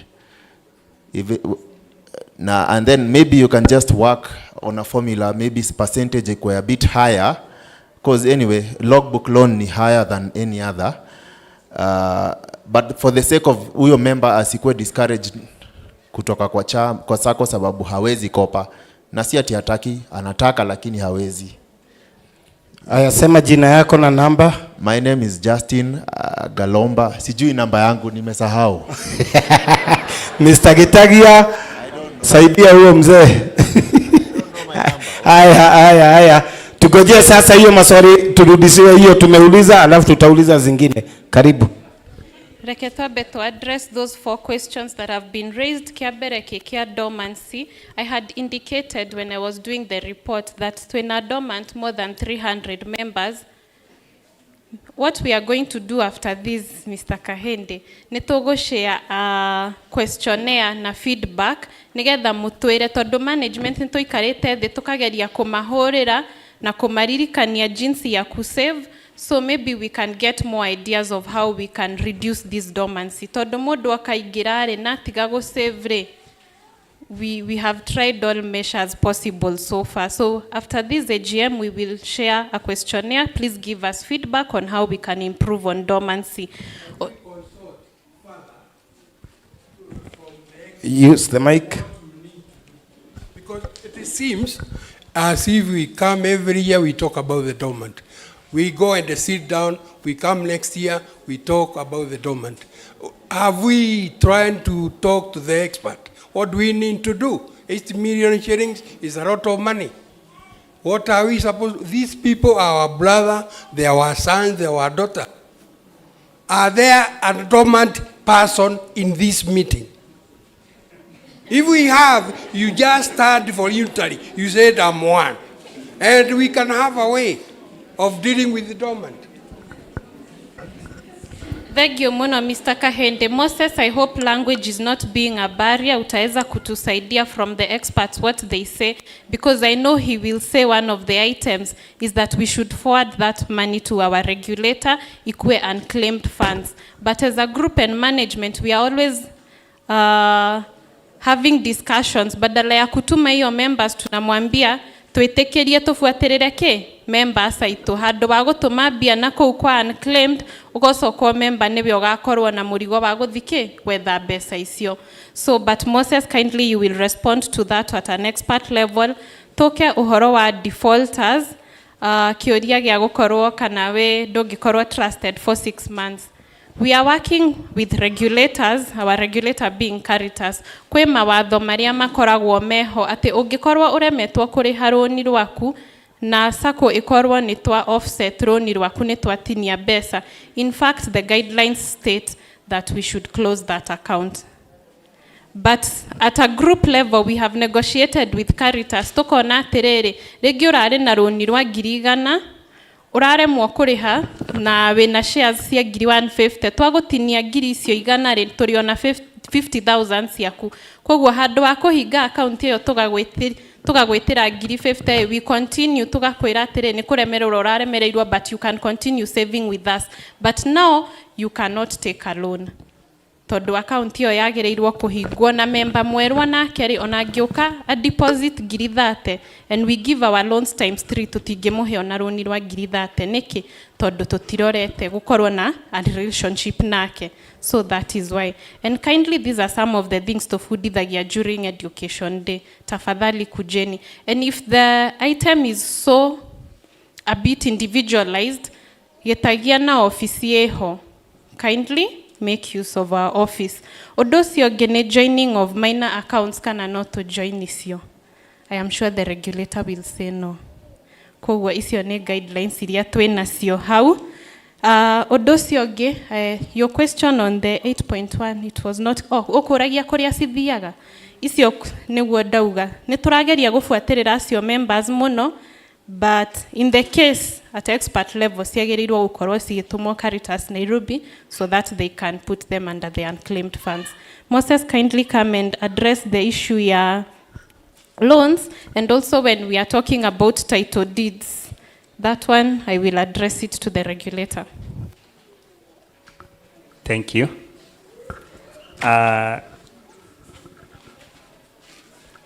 I'm not going to repeat but munikubalie tu nijibu kitu fulani hapo about dormants.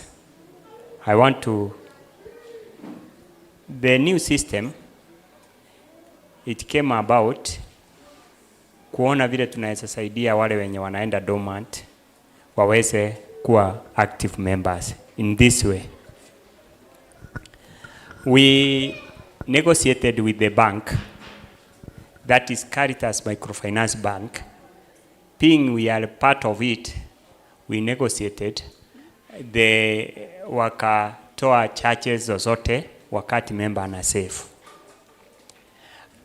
That's why tuna encourage members, you save as low as 50 shillings. We target anytime. Una save through your mobile number.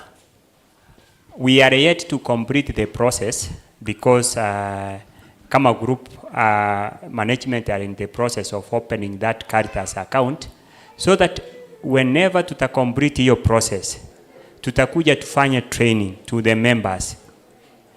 Na hii training tutafanya in 2 ways. Kuna wale wenye wanaweza attend virtual, tuta request management organize for virtual. Wale member mko mbali lakini mnaweza attend virtual, tunaweza wa train ndio ile process yenye mnafanya. Nowadays najua mnainika cost. Kwa sababu ukilipa loan hiyo ni transaction moja separate. Ukiweka savings ni another transaction. Kuna ile cost mnainika.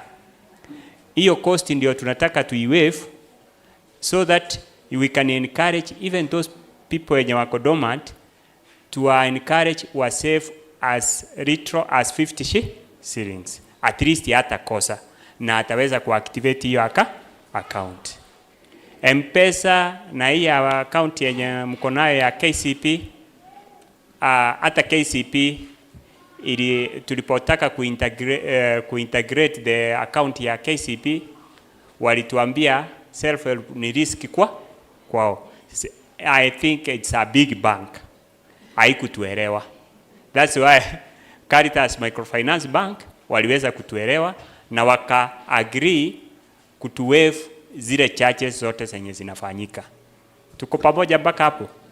The moment tutafungua hiyo account na tutaintegrate tuiweke active, tutarudi kwenu, tutawaonyesha vile unastahili kusave kutoka kwa mobile without you being charged anything, so that inaku encourage. Kama wewe ni biashara ndogo ndogo, by the end of the day unasema wacha ni save 50 shillings, unachiwekea target yako per day. That is one way we want to manage the dormants, because hii inakuja kwa sababu huyu member maybe minimum saving yenu ni 100.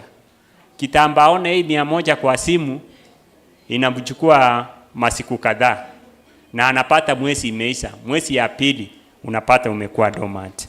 So that's what we are thinking about the dormants. It's good, nimeona banki wako represented hapa, watapata some time later, wataweza kuongelea zaidi about that. Number 2, member mwenye at least mwenye alikuja kuchukua top up, sijui the second drone, akarudi nyumbani kama ako frustrated. Ukiangalia our product, you are allowed to have more than one loan, so long as you service them vile zinahitajika.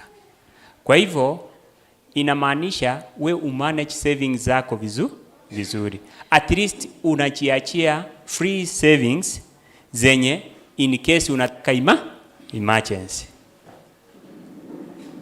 That's where tumekuwa na shida na members wengi wakati tulikuwa tuna implement hii.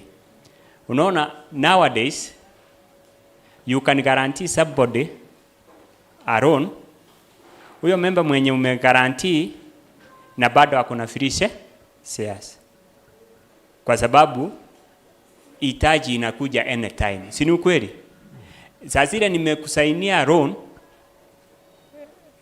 nimekusainia loan, nimeona umeindicate hii loan nitalipa for 2 years. Be assured in the current system, pesa zako zitakuwa held for 2 years. Because hata wewe loan mwenyewe unakuwa released within the 2 years. Kwa hivyo every month ukiendelea kulipia hii loan inaanza kureduce na wewe, na ukipata wewe ndio umegarantii hiyo loan yako na pesa mingi, inakulirisi na pesa mingi. That is the current system what is doing. Kwa hivyo tumepata wale members walikuwa wanasema nitalipalipa isikitoshana na nini yangu ni kulirisi. Hiyo you have to make an application through the management, ukuje uandike barua uambie release hawa guarantors hold shares zangu. That is how you can release them. But currently, umeelewa, system ina release equally, proportionately vile mlikuwa mmeguarantee. Nikilipa ile loan, hata mimi inafaa kunirelease kidogo so that niwe na free shares. This issue came about kwa sababu member akichukua loan na achukue loan kubwa, kitambo afikie mahali anaweza pata usaidizi, unapata kuna shida zingine zinatokea, tuna push this member to the Shylock, wanaitwa hivyo, na they are very expensive. Si ni ukweli? Unapata hii anaona hii ni ya kuniaibisha, wacha ni concentrate, anakuja ana fall dormant. Na tungeassist huyu member apate ile emergency money kutoka kwa group, angeenda huko nje aende kupata ile financial burden. And there is a product which is ongoing, but hiyo mtaelezewa zaidi na Mike akikuja. So hiyo nime decide ku elaborate more so that for members to get to understand that the group, the management, together with the Caritas, we are trying to address some of the challenges munapata kama members katika hii self-help group. So guarantorship, huyu member, hii ni issue yenye imekuwa since inception ya hizi vikundi. Guarantor tumeshindwa kabisa, na within our regulation hatuko allowed to take securities. But in the year 2015, when Caritas Bank was brought about, ilikuja kuaddress hii issue, kusema ikiwa umelemewa on the group side na uchapata guarantee, unaweza kuwa seconded to the bank na uweze kupeleka hiyo security yako na uweze kupewa loan at a negotiated rate yenye ya member. Ukiwa referred from the group, there is the way munaweza ongea na bank, but they will give more details on that. So we can't promise this year we can be able to take those security asiendi kufanyika, but in future kama member akona a security anataka loan, you can be able to be referred to the bank na unaweza kusaidika. But at the same time this challenge ndio inatufanya tujaribu ku think outside the box, tuweze ku advise on how you can have guarantorship cells ama groups so that you can be able to guarantee one another without that much hassle. But najua management are doing some benchmarking with a number of groups zile zenye sina operate that cell groups, watakuja ku advise on how best you can form these cell groups na muone siweze ku address hiyo issue ya guarantorship challenge yenye mko nayo. But for the joint member joint minor account, hiyo chair may respond.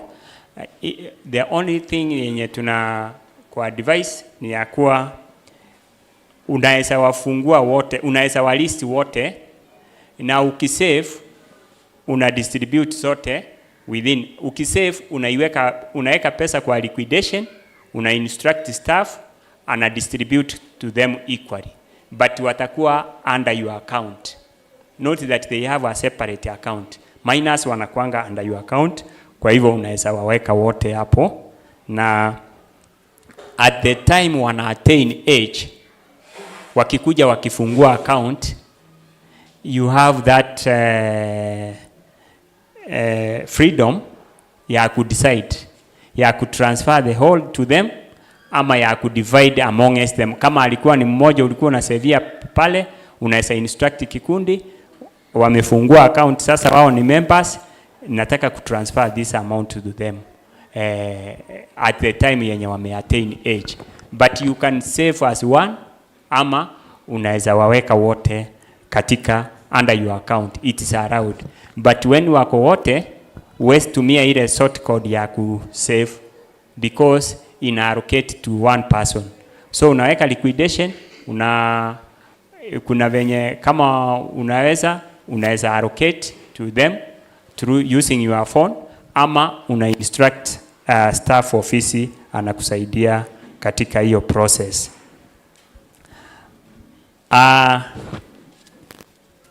Nilianza kujibu zile zingine mpaka nikasahau ile the main one. Security nimeongelea about it. So finally kuna jambo moja naweza advise yenye nimeona kwa grupu nyingi. Hii benevolent wengi wamesuggest, wamesema we want to have the amount be increased, lakini ile naweza advise ni ya kuwa wakati unapeana proposal, this is the AGM for the members and the democracy ya kupropose some things. You as well propose.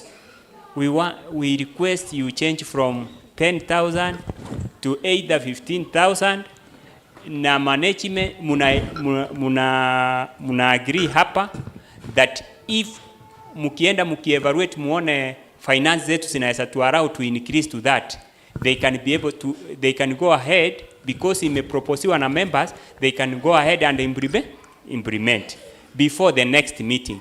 But if they go and evaluate wakiona kwa 10,000 we can increase to 15,000, hiyo itakuja kupitishwa in the next AGM. That is the resolution ama education meeting, mnaweza fanya amendment ya such a issue. Kwa hivyo wakati muna propose any increase, ninge advice ya kuwa muna give suggestion, muna propose, muna peana even the amount. Thank you for that. Asante. Okay. Tuhore irohe. Na todo ni undu uria mathaa mathiete ri.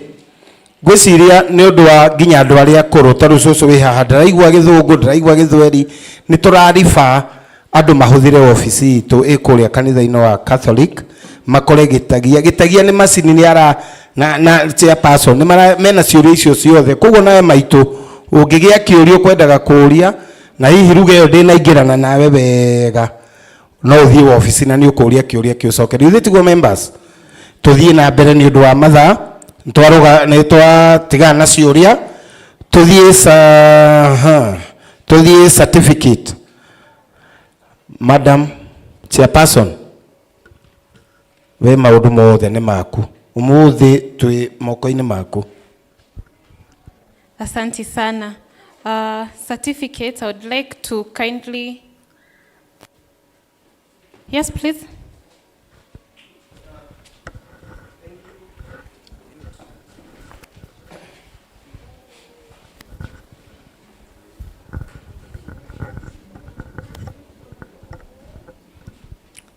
Agendia mwihoko hamwe mahoya-ine.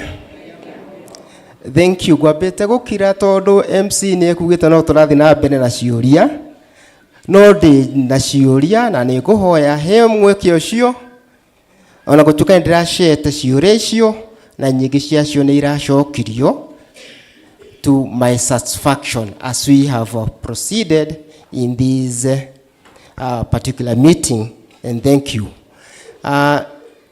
No jitikirio nyanjirie na comment tondu haha twi members a St.Anne's. Undu wa mbere ni tukorwo tukimenya ati tuli arata na nigetha tuhote kunyitanira twi hamwe guthie na mbere na gikundi gitu. Ni nyonaga ithui as members mundu mwe witu angiuga kaundu aya angĩ nĩ mahiũha kũmũcokeria kana kuga mũndũ nĩ management arahũra tondu ndũngĩgũcagũra mũndũ atũrũgamĩrĩre ũcoke ũtuĩke atĩ nĩ watuĩka wa kũmũhũra. Hau hangĩ Moses, I hope you still recall me. We have moved a long journey and I appreciate the reforms which are taking place in Carita, especially the SEOV regulatory framework, and the second one, the introduction of the external auditor. Bwana Martin, karibu sana. And as I was reading that particular statement of the auditor, I saw it was comprehensive, lakini surprisingly, he didn't express his interest to continue auditing St.Anne's Muthure, because that authority is given by these members. My question was on CBA's core banking system.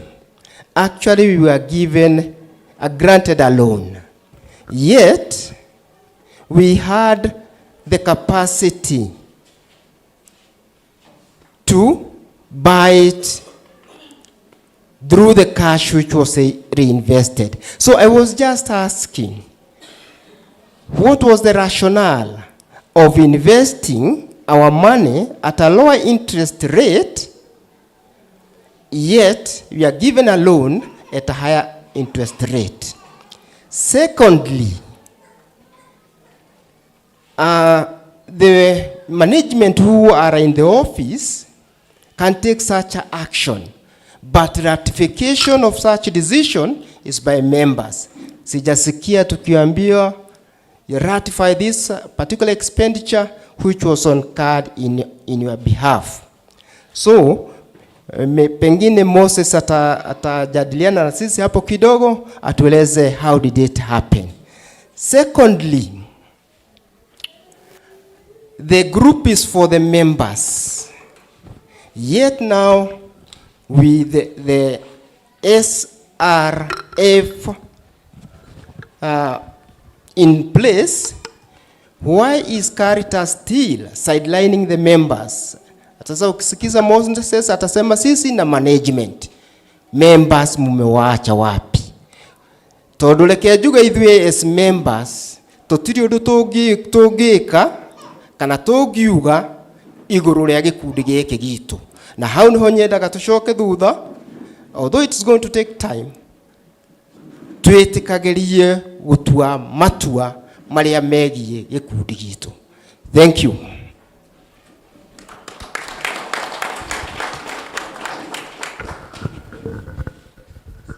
Okay. Go hope hiyo sorry utarudisha ama tumpigie makofi bado ni Jay-Z. Thank you. Najua tumetoka mbali. And I like the way you put it. Nianze na the last one. Sidelining the members. It's a huge term umetumia. Mpaka nimestuka. Number one, allow me niweze correspond in this way. Number one, when I talk that Caritas and management, our main aim, whenever we come to the management, because they are people charged with the responsibility of daily operation of the group, tunakuja kwa advice on how best they can deliver service to the members. Kwa hivyo, our thinking ni ile that through the management, because we cannot meet all the members all the time, but management, we can meet them because they are available, because of the responsibilities that you have given to them. Kwa hivyo, the more nasema that Caritas and the management, it's because of that responsibility yenye mmewapea, so that tuweze kuona vile tunapolesa huduma to the members. But at the end of the day, we might not reach all the members. Hata tukitana training, we might not get all the members tuweze kuwa train. But we train management so that in return they can be able to train the members. Members can be trained through proxy. Nasema, for example, if we train this team today, I don't expect ukipatana na member yule mwingine haku attend, unakosa kumuonyesha whatever you run in that training. And that's why majorly unapata ninaongea management and Caritas. It's not sidelining the members. I think up to that point, I'm very clear.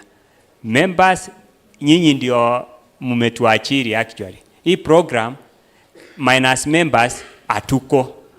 Hakuna program. If you get rid of the members, hakuna hiyo program. So, anything yenye tunaongea, whichever term tunatumia, it's on behalf of the members. Na hiyo, najua, ni something yenye tumekuwa tukifanya from a long time. Actually, he was the person mwenye alini introduced to the program because niliachiliwa wakati alikuwa kwa advisory board. And by then nilikuwa very young, lakini sasa unaona nimekuwa kidogo. So, it's good to clarify that. To just sideline member in any way. Number 2, CPS, it is the conversation ilianza in 2022. Ikaenda all through 2023. 2023 ndio tukatengeneza ile nini inaitwa ile ya request for proposal, request for proposal. Farms zika request mingi, sikatuma proposal yao, committee ikatengenezwa through the advisory board, zika evaluate zile farms. In 2024 January ikakuwa wamesettle na one company that was to give us this service, the system. Tukaenda training. First of all, Caritas team ikapelekwa training ya assess hii system. Tukakuja tukaleta management, wakaenda training ndio for user acceptance. By the time tunafika mwezi wa 5, when tulikuwa tumeamua system iweze kulipwa, most groups management wakasema budget asikupitishwa, we cannot pay this. Advisory board ikakaa chini, we have gone this process, we want to implement this project, what are we going to do? Na since management are a representation of the members, na wakisema that we can't spend this because haikupitishwa na members, the advisory board had to think otherwise. Even if mukienda mukipitisha, this system iko very expensive. Cash flow inaweza kosa kuarao for group kulipa once. The highest group inalipa 8 million. The biggest group inalipa 8 million kwa system. Kulipa 8 million once itakuwa, wakaenda waka-evaluate. Since the system lazima tuendelee mbele, ndiposa wakasema let us get money from the list ile nini inalipa pesa kidogo, ile bill inalipa pesa kidogo. Ni bill, sio ati walienda kukopa kutoka kwa bank. Ile one of the bill yenye ilikuwa ina run ndio ilitaminatiwa ikalipwa fenda. But this group haifai kuruhusu hiyo pesa. Group yenye imeinvest kwa ile bill yenye ilitaminatiwa haifai kuruhusu hiyo pesa, bado watapata hiyo interest. Sasa hiyo interest ndio tuna recoup through kucharge the groups. Now the groups sinafaa, kama this group inafaa kuweka kwa budget, mupitishe siku ya leo ndio waweze kulipa. Tuko pamoja mpaka hapo? Kwa hivyo haijalipwa na members hawajawekwa nje through the process of ya kudetermine kulipa. So it is today the management wanafaa kuevaluate, wa make decision, hii pesa tuilipe once so that we do not incur this interest, ama wanaweza fanya hiyo hesabu yao waone cost effect analysis. Tuko pamoja mpaka hapo? Haya. Na another issue,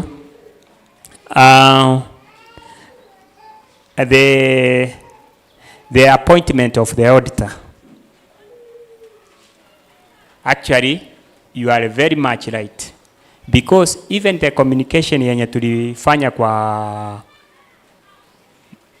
kwa management, tuliwaambia since we want the year 2024 ikuwe audited na external auditor, and already mumefanya AGM, you can appoint on behalf of members, but itakuwa ratified during the AGM. Kwa hivyo I expect a resolution today yenye ina ratify the Nitram firm kama itaweza ku audit next year, ama we have a pool of 10 auditors. Ali explain vizuri sana. Tulifate a pool of 10 audit firms zenye from which management are free to pick any.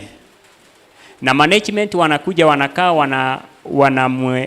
wanafanya vetting na wanaangalia budget yao, wana negotiate, yule mwenye anaingiana na budget yao na at the same time akona zile expectations zao, ana address expectations zao, inakuwa iko ndiye anachukuliwa.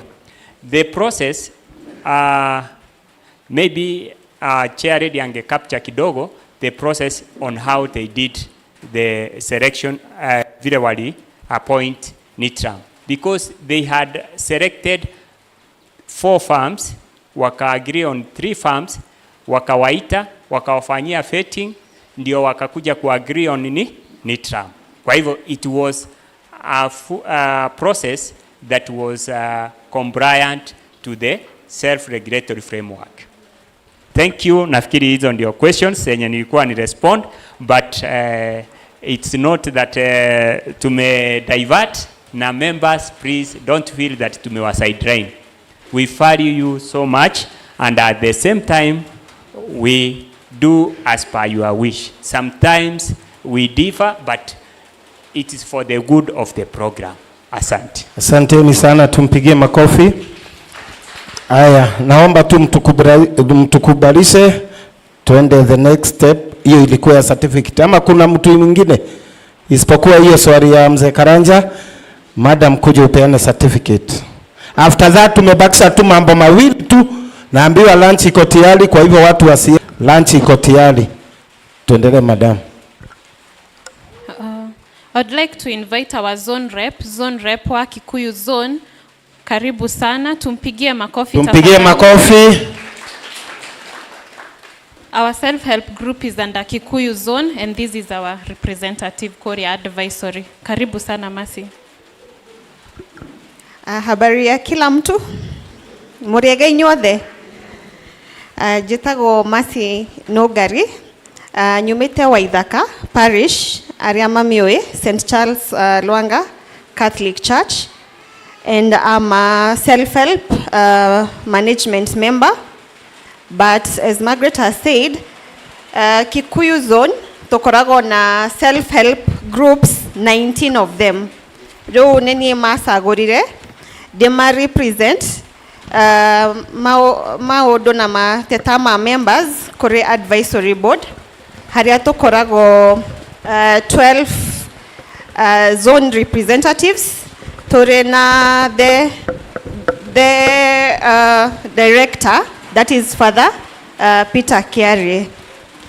Na tokorago toke discuss na one of the things I've noted is the issue of guarantorship, whereby some people have mentioned on akorono modo no aheane kedo enakio onagotweka tugaga noe tukorago kanitha tutingethie ninge mundu arehete logbook ninge kanitha ithie ikioyaga ngari yake. That is why we keep on mentioning a shilling for a shilling.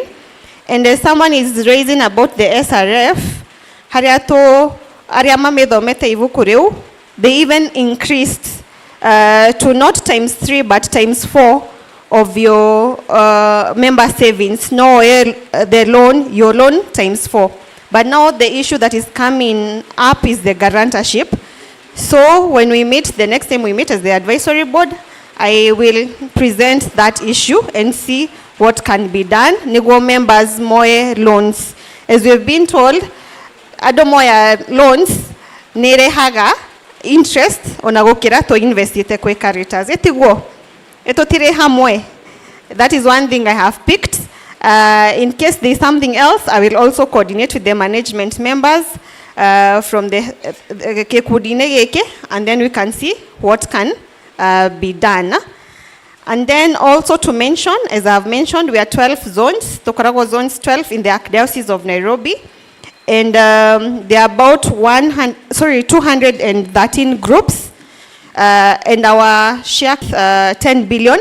I think it's slightly more than 10 billion. So on a besa sianyu sirio hau na sirio hamwe nane tora to siroraga. We are very careful, and that is why even we are bringing the issue of the external auditors. Tito kwe audit tore nyoba ito. We also need to get external auditors to also see what we are doing and make sure that we are progressing. No turakura ithuothe na nginya ikundi ni cirakura. Are we together? All right. I think I do not have much to say. No, they humbled. Ni ndakena muno umuthi ni gukorwo hamwe na inywe. I think I took over from Mr. Ngugi. Tarigi inywe ni mwe Mr. Stephen Ngugi au meteo wa Ithaka. And I'm grateful na ndina gikeno ni gukorwo hamwe na inywe muthenya wa umuthi. Na uguo ndamwira uguo muga about the guarantorship, I will make sure that the coordinating office and the Archdiocese of Nairobi through Father Peter Kiarie, Caritas Director, niko mukinyira. Ni sawa? All right.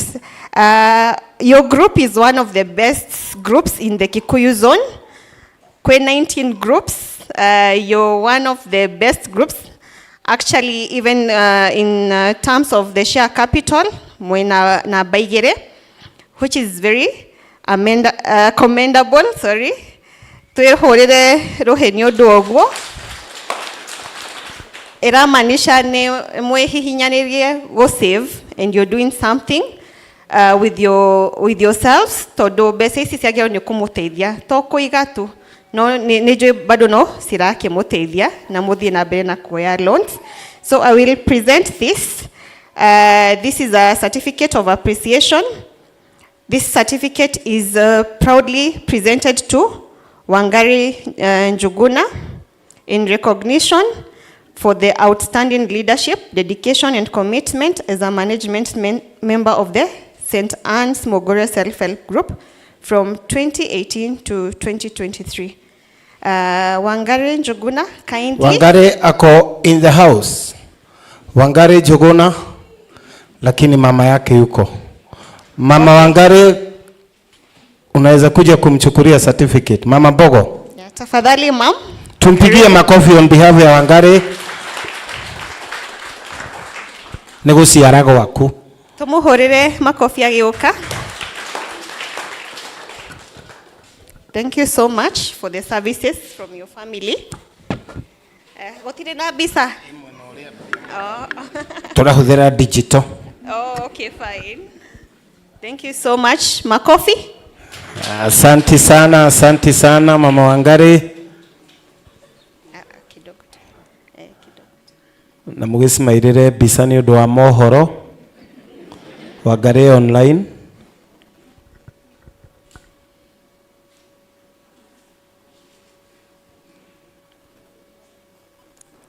Ni mane digital rahura bisa tukionaga. Thank you very much. Okay, thank you so much, ma'am. Okay. The next one. Ni undu wa kiuria kiria Mr. Karanja had raised, I'll put a post on that certificate nini twabe to deal na Nitram. Tuge ni twametekira twita Muthure ni meguthi na mbere na gutwikira audit. We can get a proposer and a seconder. Haya, hii side tukue na proposer na hii side tukue na seconder. Moja tu aseme. If there are no or kokwe na masioria o mothe, we are working with Nitram.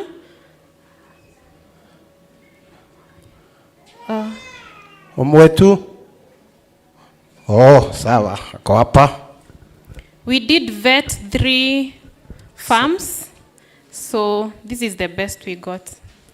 Not unless there are any questions. Na madhafu Mariama to present it omothe. Please proceed.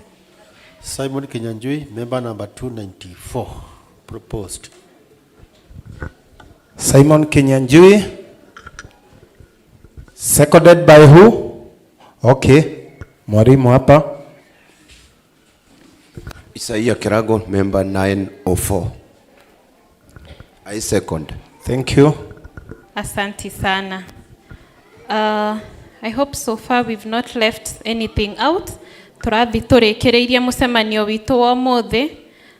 Undu ucio ungi ni this certificate that I will kindly request our patron na nitukenete omothe muno ni guikara na ithwe muthenya mugima. Atumia mutuhe ngemi because this is a lot of work. Hagetagia Gitagia ne gwenda kindly you come and join in this photo. Oige Star photo nyitereire muno. This is an award from Caritas Nairobi, this certificate. Father niagoka goto presentera. Can we get a member to join in that photo? Atumia mutuhegemi. Todo since 2014. St.Anne's Muthure self-help group 10 years later niguo turagia award ege from Caritas Nairobi. Award area twerega 2014. 2024 we were able to get this award. We are so proud na niondo wanyu mutikihore rohe tugetereire Father. Gemito kuga cia kahika cia kairetu. Nitugie member mwe to join in this photo so that we can have a representation of the patron, our staff, management na member mwe. Can I select a member? Yes, please. Muthuri uyu na kiremba ukahaha. Muthuri. Tumuhure irohe. Ne member tutire Catholic peke yake. Hizo tiguo. Haya gemia tumia rokemirwa mbere. Rwa kere. Rwa gatatu. Rwa kana. Rwa gatano. Twaiga ithano tone boy child cirugamite ha nyingi. Thank you very much. Proceed further. To the members. Imeandikwa certificate of merit from the Archdiocese of Nairobi Caritas Registered Trustees. It is awarded to St.Anne Catholic Church Muthure Self-Help Group in recognition of being the first runners-up in social impact in the self-help program year 2024. Yes. Na imesainiwa na His Grace Philip Anyolo na director wetu Father Peter Kiari. And this is your certificate. Thank you very much. Ujipigie makofi.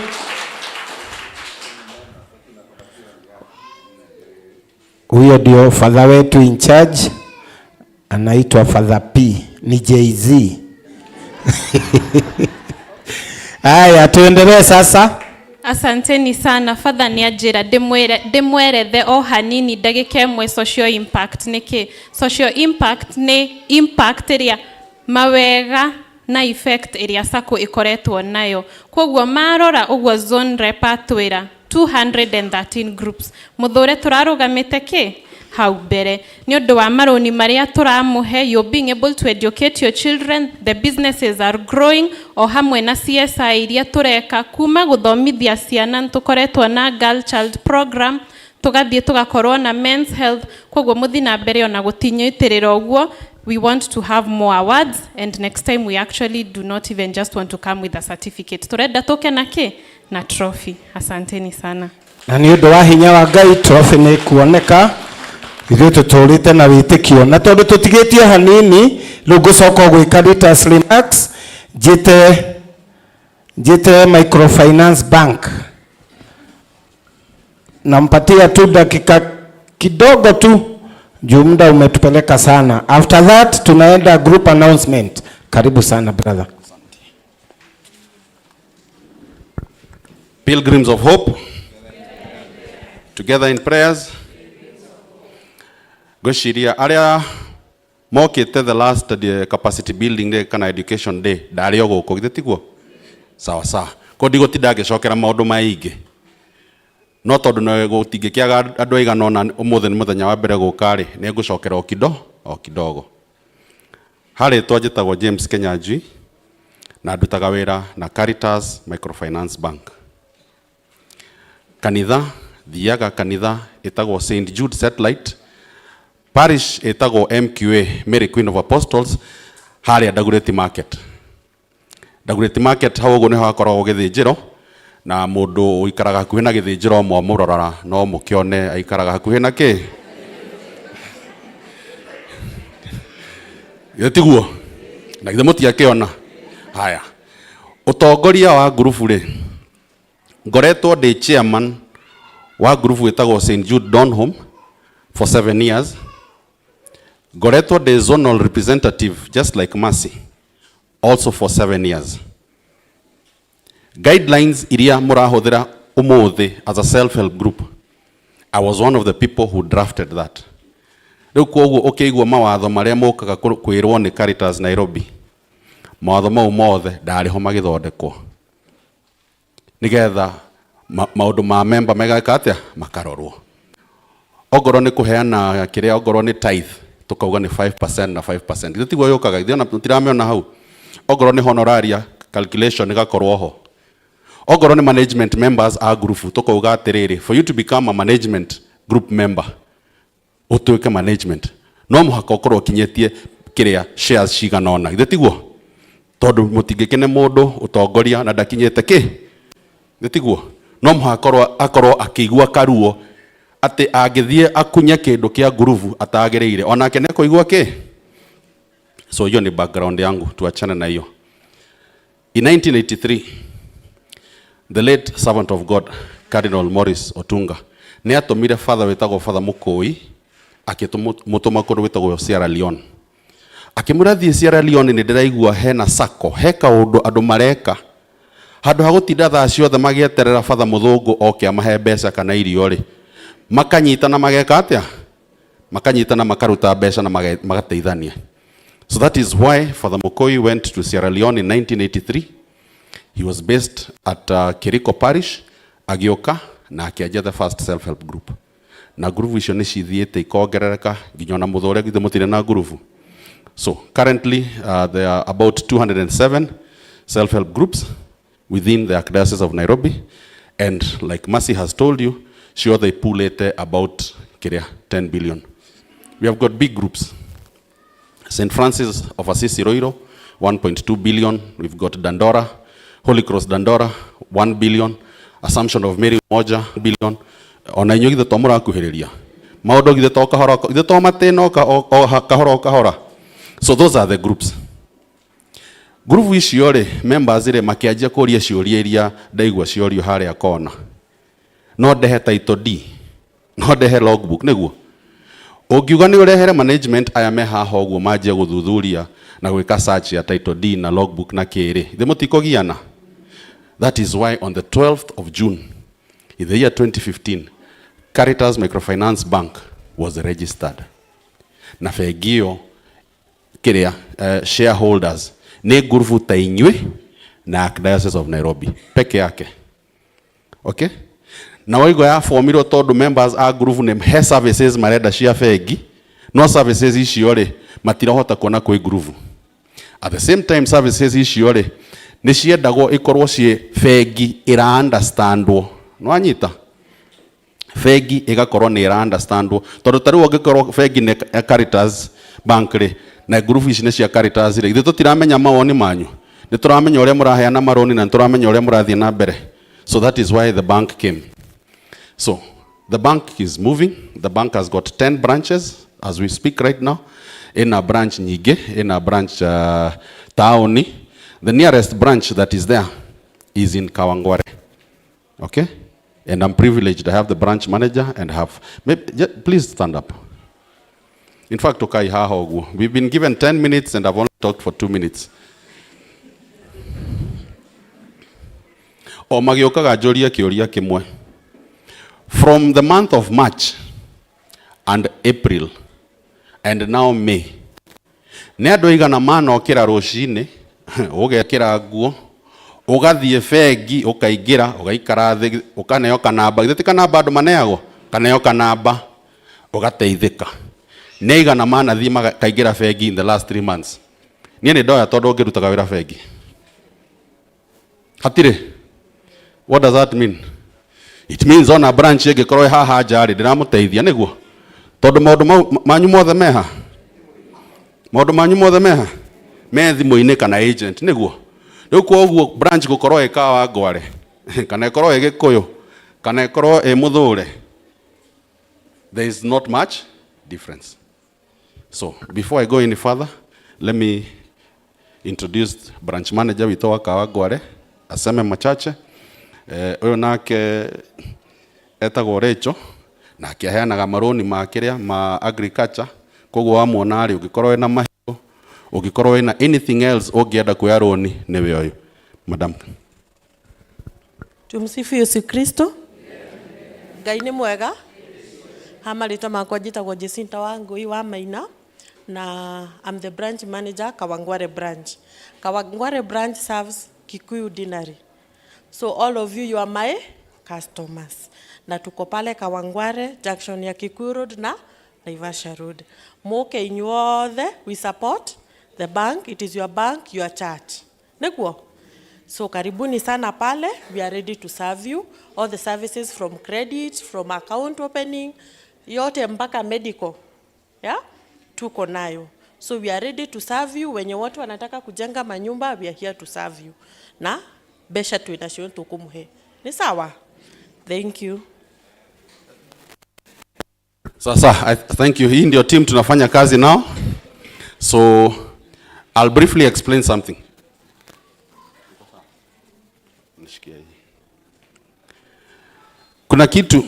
Kuna kitu Moses ameongea. If your self opens an ukifungua account na Caritas Bank, hivi ndio mtakuwa mkideposit, and it is free of charge. When I came the last time nilikuwa hapa capacity building ama education day, si niliwaambia it is free. Fungueni as a self help group account kwa Caritas Bank, nyinyi kama members mtakuwa mnaweka na inakuwa ni free, na itakuwa inakurudishia message. Kama umetuma na M-Pesa inakupa message ya M-Pesa, inakupatia message ya hiyo account ambayo umeweka. As Nairobi system inakupatia balance yako, so you'll always be able to know your balance. So okay, na hata father tumekuwa tukiongea naye, he's also a member of Caritas Bank, so nawasihi management mfungue Caritas Bank so the members services. Thank you. Mimi nimemaliza. Hiyo ingine yote si Moses alikuwa amewaambia. Karibuni sana, asante sana. Aya, tumpigie makofi.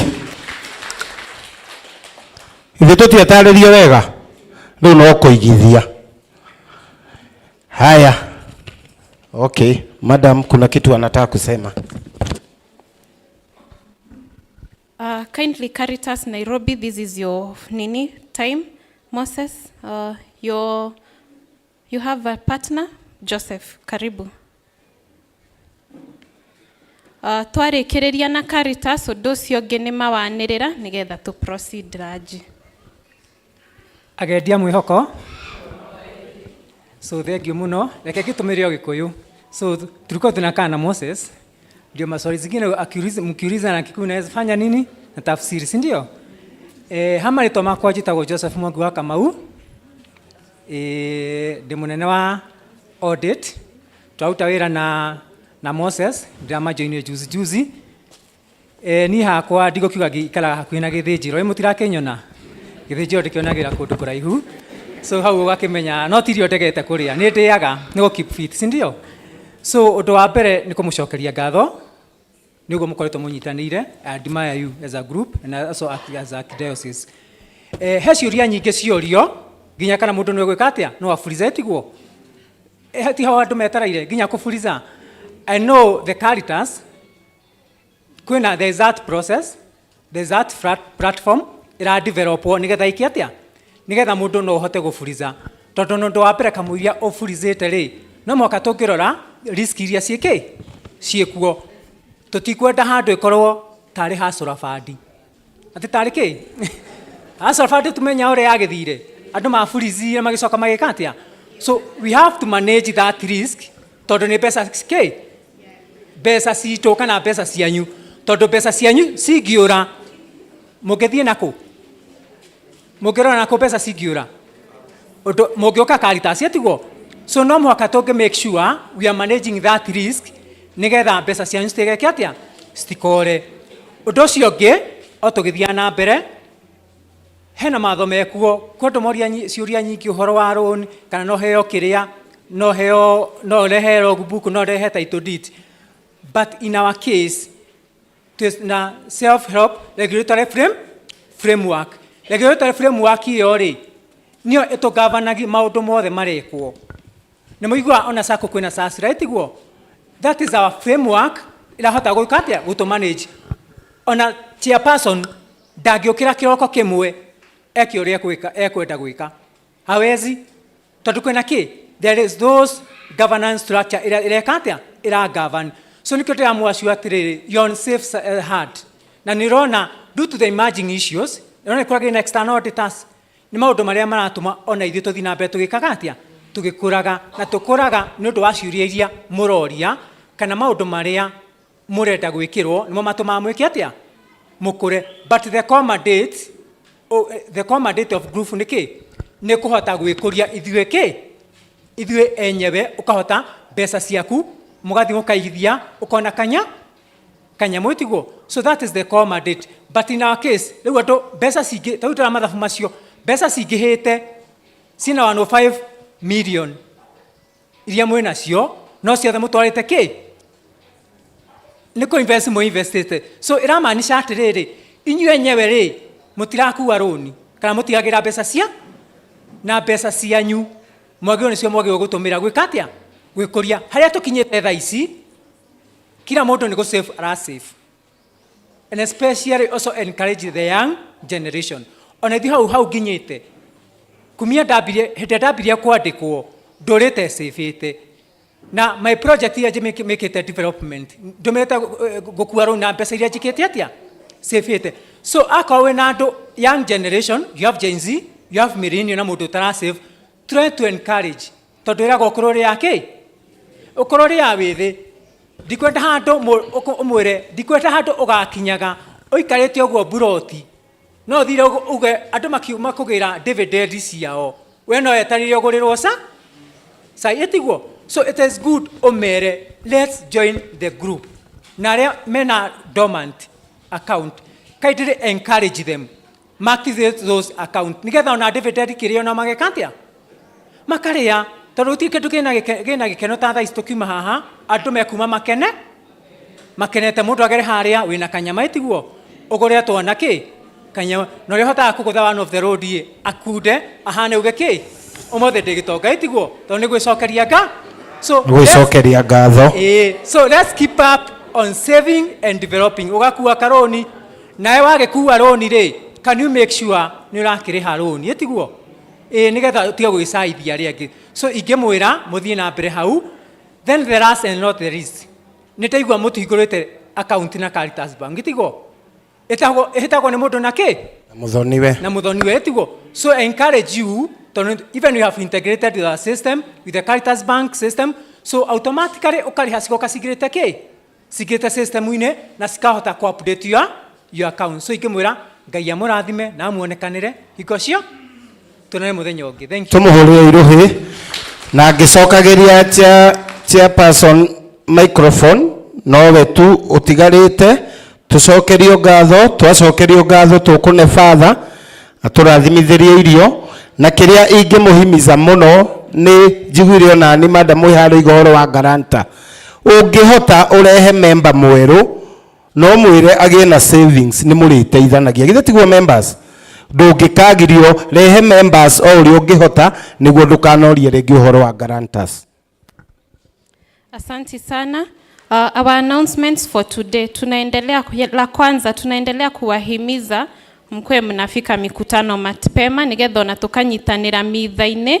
Kwoguo kindly let's observe keeping time. Ũndũ ũcio ũngĩ, since we upgraded the system or rather migrated to CBS, kindly ensure data ĩrĩa twĩnayo office update your KYC. KYC ni know your customer. Kwoguo maũndũ mau mothe rĩtwa, phone numbers, kindly ensure we have the right data. Wa the office ũkoria ndagia, wacenjia number, kindly update those items.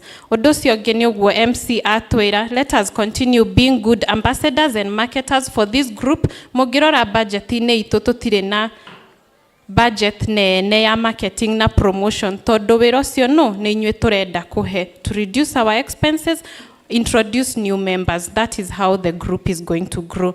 Ũndũ ũcio ũngĩ nĩ mũrorete thimũ. Are you smiling? Yes. Asanteni sana. Ona nini ndauma nja na ndaria na andũ a bengi na nĩkĩo twĩkĩte atĩa tukenete thiĩ na mbere na gũtũnyitĩrĩra ũguo. For those of us members nĩkĩo ndĩroria nĩ tũsmailĩte na tũkarora thimũ nĩ tondũ dividends nĩ cieka atĩa tũtikĩhũre rũhĩ. No menyere ndũgate thimũ. Rĩu mũndũ anyite thimũ wega biũ. Father mitha-inĩ atwĩrire ciake nĩkĩekaga nĩ kũrĩa ciothe githĩ tiguo? Tusherekee umuthi, tusherekee na familia ze. Situpige makofi hapo. Noria ũkũritũhĩrwo nĩ pini ya nyone ndĩmuonie ũguo Father igire. Haya, ithe tũtiarĩkio wega. Atani tũrũgame ihanini na igũrũ. Mbeca nĩ karibicagwo ĩko ũũ. Ĩko ũũ wĩiyũrio wa ndegwa hena kaindo thimũ-inĩ. Rĩu nĩ mĩcabu na nyama. Na nyama tũrakĩrĩo gũkũ imagine. Mũndũ ekũrĩa nuthu gũkũ ciana ikarĩa nuthu tũikare ithe. Tũcokerio ngatho tũhandova gwĩ Father tũrathimithĩrio gĩa kũrĩa. Agedia mwĩhoko, mahujaji wa matumaini, niĩ nderwo ndĩmũcokerie ngatho na ndĩrona ta mũcokeirio ngatho nyingĩ. Icio mũcokeirio o mũndũ aikie mũhuko ciake nĩgetha ndĩmũnengereria tũkũinũka nacio thaa ici. Cia mbere ngũcokeria Father witũ nĩ ũndũ wa igongona rĩa mitha rĩega atũrutĩire. Father amũkĩre ngatho citũ. Ngatho icio ingĩ nĩ kũrĩ andũ a Caritas, group from Caritas, mpoke shukrani zetu ni ũndũ wa ona gwĩtĩkĩra gũtũregulate na gũtũrorera mathabu na our auditor Nitram. Ngatho icio ingĩ nĩ cia Caritas Microfinance ni ũndũ wa gwĩtĩkĩra gũka ona gũtũhe information iyo ya mũndũ angĩenda bengi kana kũhingũra account, mwamũkĩre ngatho citũ. Ngatho icio ingĩ nĩ cia members tondũ mũtarĩ ho all the rest ndigwĩciria nĩ kũngiuma mũcemanio mũthĩ. Event ĩno ndĩngiuma ho, so mũigue mũcokeirio ngatho na ndio ũndũ ingĩhota kũmwĩra. Just feel appreciated. Na onacio angĩ matanoka merwo nĩ miss maũndũ manene na hĩndĩ ĩngĩ o mũndũ hihi ngĩmũria agoka na mũrata wake kana mũndũ ũngĩ. Ngatho icio ingĩ nĩ cia our staff, Dagia na Joy ni ũndũ wa gwĩtĩkĩra gũtũnyitĩrĩra na gũtũrutĩra wĩra mendete. Cia mũico nĩ kũrĩ management, heko kwenu and thank you very much. Nĩ wĩra mũritũ, niĩ ndigaga nĩ wĩra mũritũ ũguo gũkorwo ndĩ management. He mũndũ wĩtagwo John Karanja njĩra nĩ kwĩrutĩra na nĩma nĩ kwĩrutĩra na wĩrutĩre piũ. Nĩ wĩra mũritũ marutĩte ona kũ make sure atĩ mbeca icio ona phone call ati mbeca nĩ ciaingĩra ngũigua thimũ ikĩrĩra tiri. So ũrĩa ingĩmũria mũrũgame nĩgetha tũhũrĩre o mũndũ pati ĩrĩa ahũrĩrwo ya ngatho. Akorwo ndũĩ management, member mahũrĩre management mahũrĩre member. Ũguo. So tusimame to stretch tena, and this is the system ĩrĩa tũkũhũthĩra. Naona tuko digital, si ndio? So nitasema software unafungua, hardware unafungua, software unagonga. Sawa? We practice. Hardware,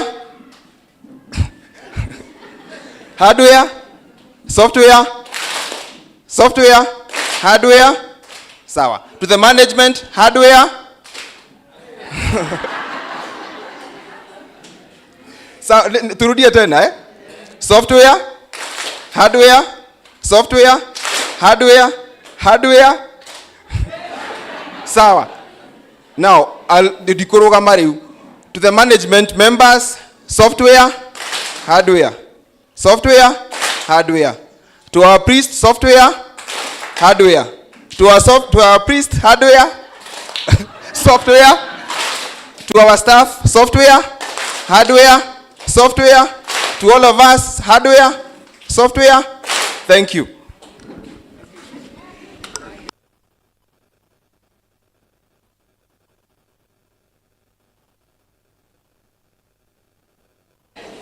Haya, no tũthiĩte wega ithe tiguo.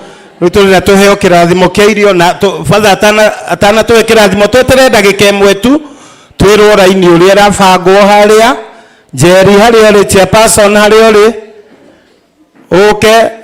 Reke chairperson agĩũkaga nĩguo twĩre tondũ twaheo kĩrathimo githĩ tũkuma Nyambura confirmĩra ũhoro ũcio mwena wa Thuri na mwena wa gents na wa ladies oke ujire ithe tutiona indo tutikire Ngai thengio muthenya motinde tujacia Jehova ni mwega kuruge ngiri na ngiri no nyende ndwike muikarigwo na masikaro cia Ngai nĩ cikaro thakama reke ituthie tumurie tucikarage cikaro cia Ngai nĩ thakaru na magukena nĩ arĩa mahetwo macikarage o matirĩ hĩndĩ matarĩ mugocaga muoyo wakwa kũigua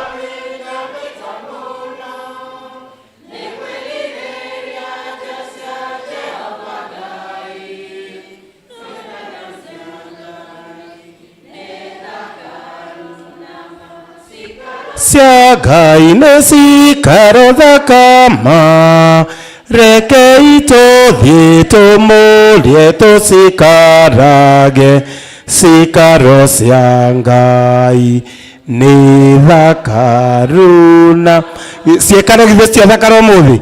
Next time ũngĩgetwo mũcemanio nĩ tũheagwo mitha mutikanacererwo nĩ mitha ũmũthĩ andũ nĩ macereirwo nĩ mitha.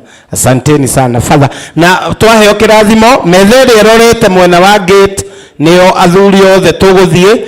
Ĩno ĩrorete riko no nĩ hegũkorwo youth mamuonie, ĩno ĩrorete riko nĩho atumia megũthiĩ. Asanteni sana.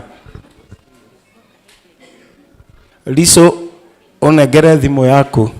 I'm your PA today. So God is good all the time.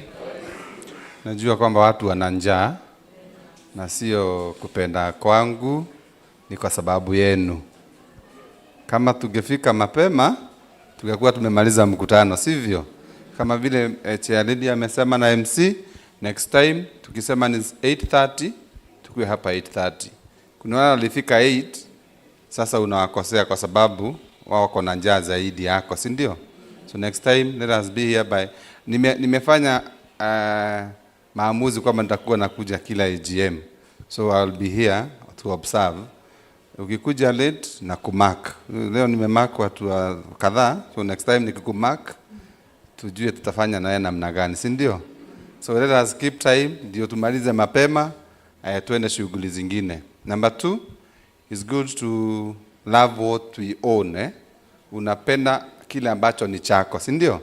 Nongongera kindu kiene mundu ndaga kindu gia upende hii group, hii self help group, and you look for more members, you work for it, you do what you can so that it may grow, ikue vizuri, kwa sababu ni yetu, si ndio? Huwezi enda kutafuta kwingine na ni hapa.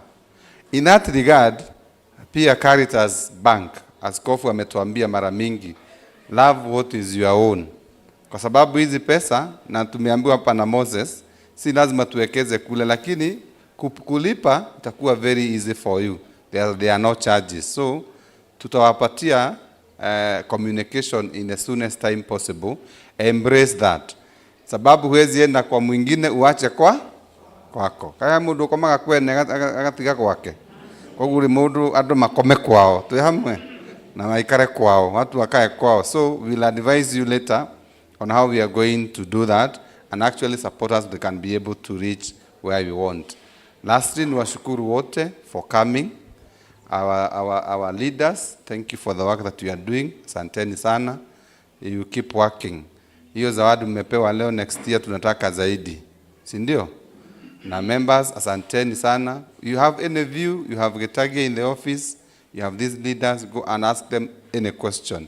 Ndio AGM ikikuja tusikae sana, si ndio? Ukiwa na swali ambayo ni muhimu zaidi, nenda ukiuliza utajibiwa. Ndio tusikae sana tena kwa maisha yetu. Tuwashukuru. Then on behalf of this school, this is our school, St. Peter the Apostle Catholic School Nyajega. Kama umependezwa na hii shule yetu, piga kofi moja. Na kama unataleta mtoto wako next time, piga kofi ingine. Thank you so much kwa kukubali kuleta watoto wenu shule yetu. Ni shule mzuri. Waza wenye wamekuwa na watoto leo wameshinda kule for free kuswing kule. So we give all the services that we have, and I think we will continue making our church to grow, our group to grow, and ourselves to grow.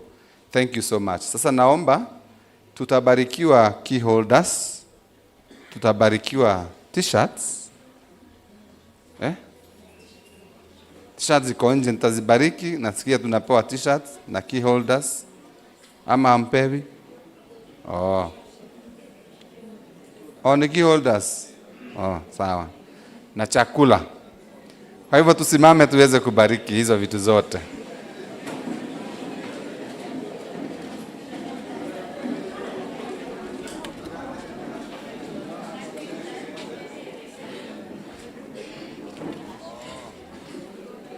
Clarification, t-shirts zilikuwa za wanayouth wenye walikuwa nafanya ushering.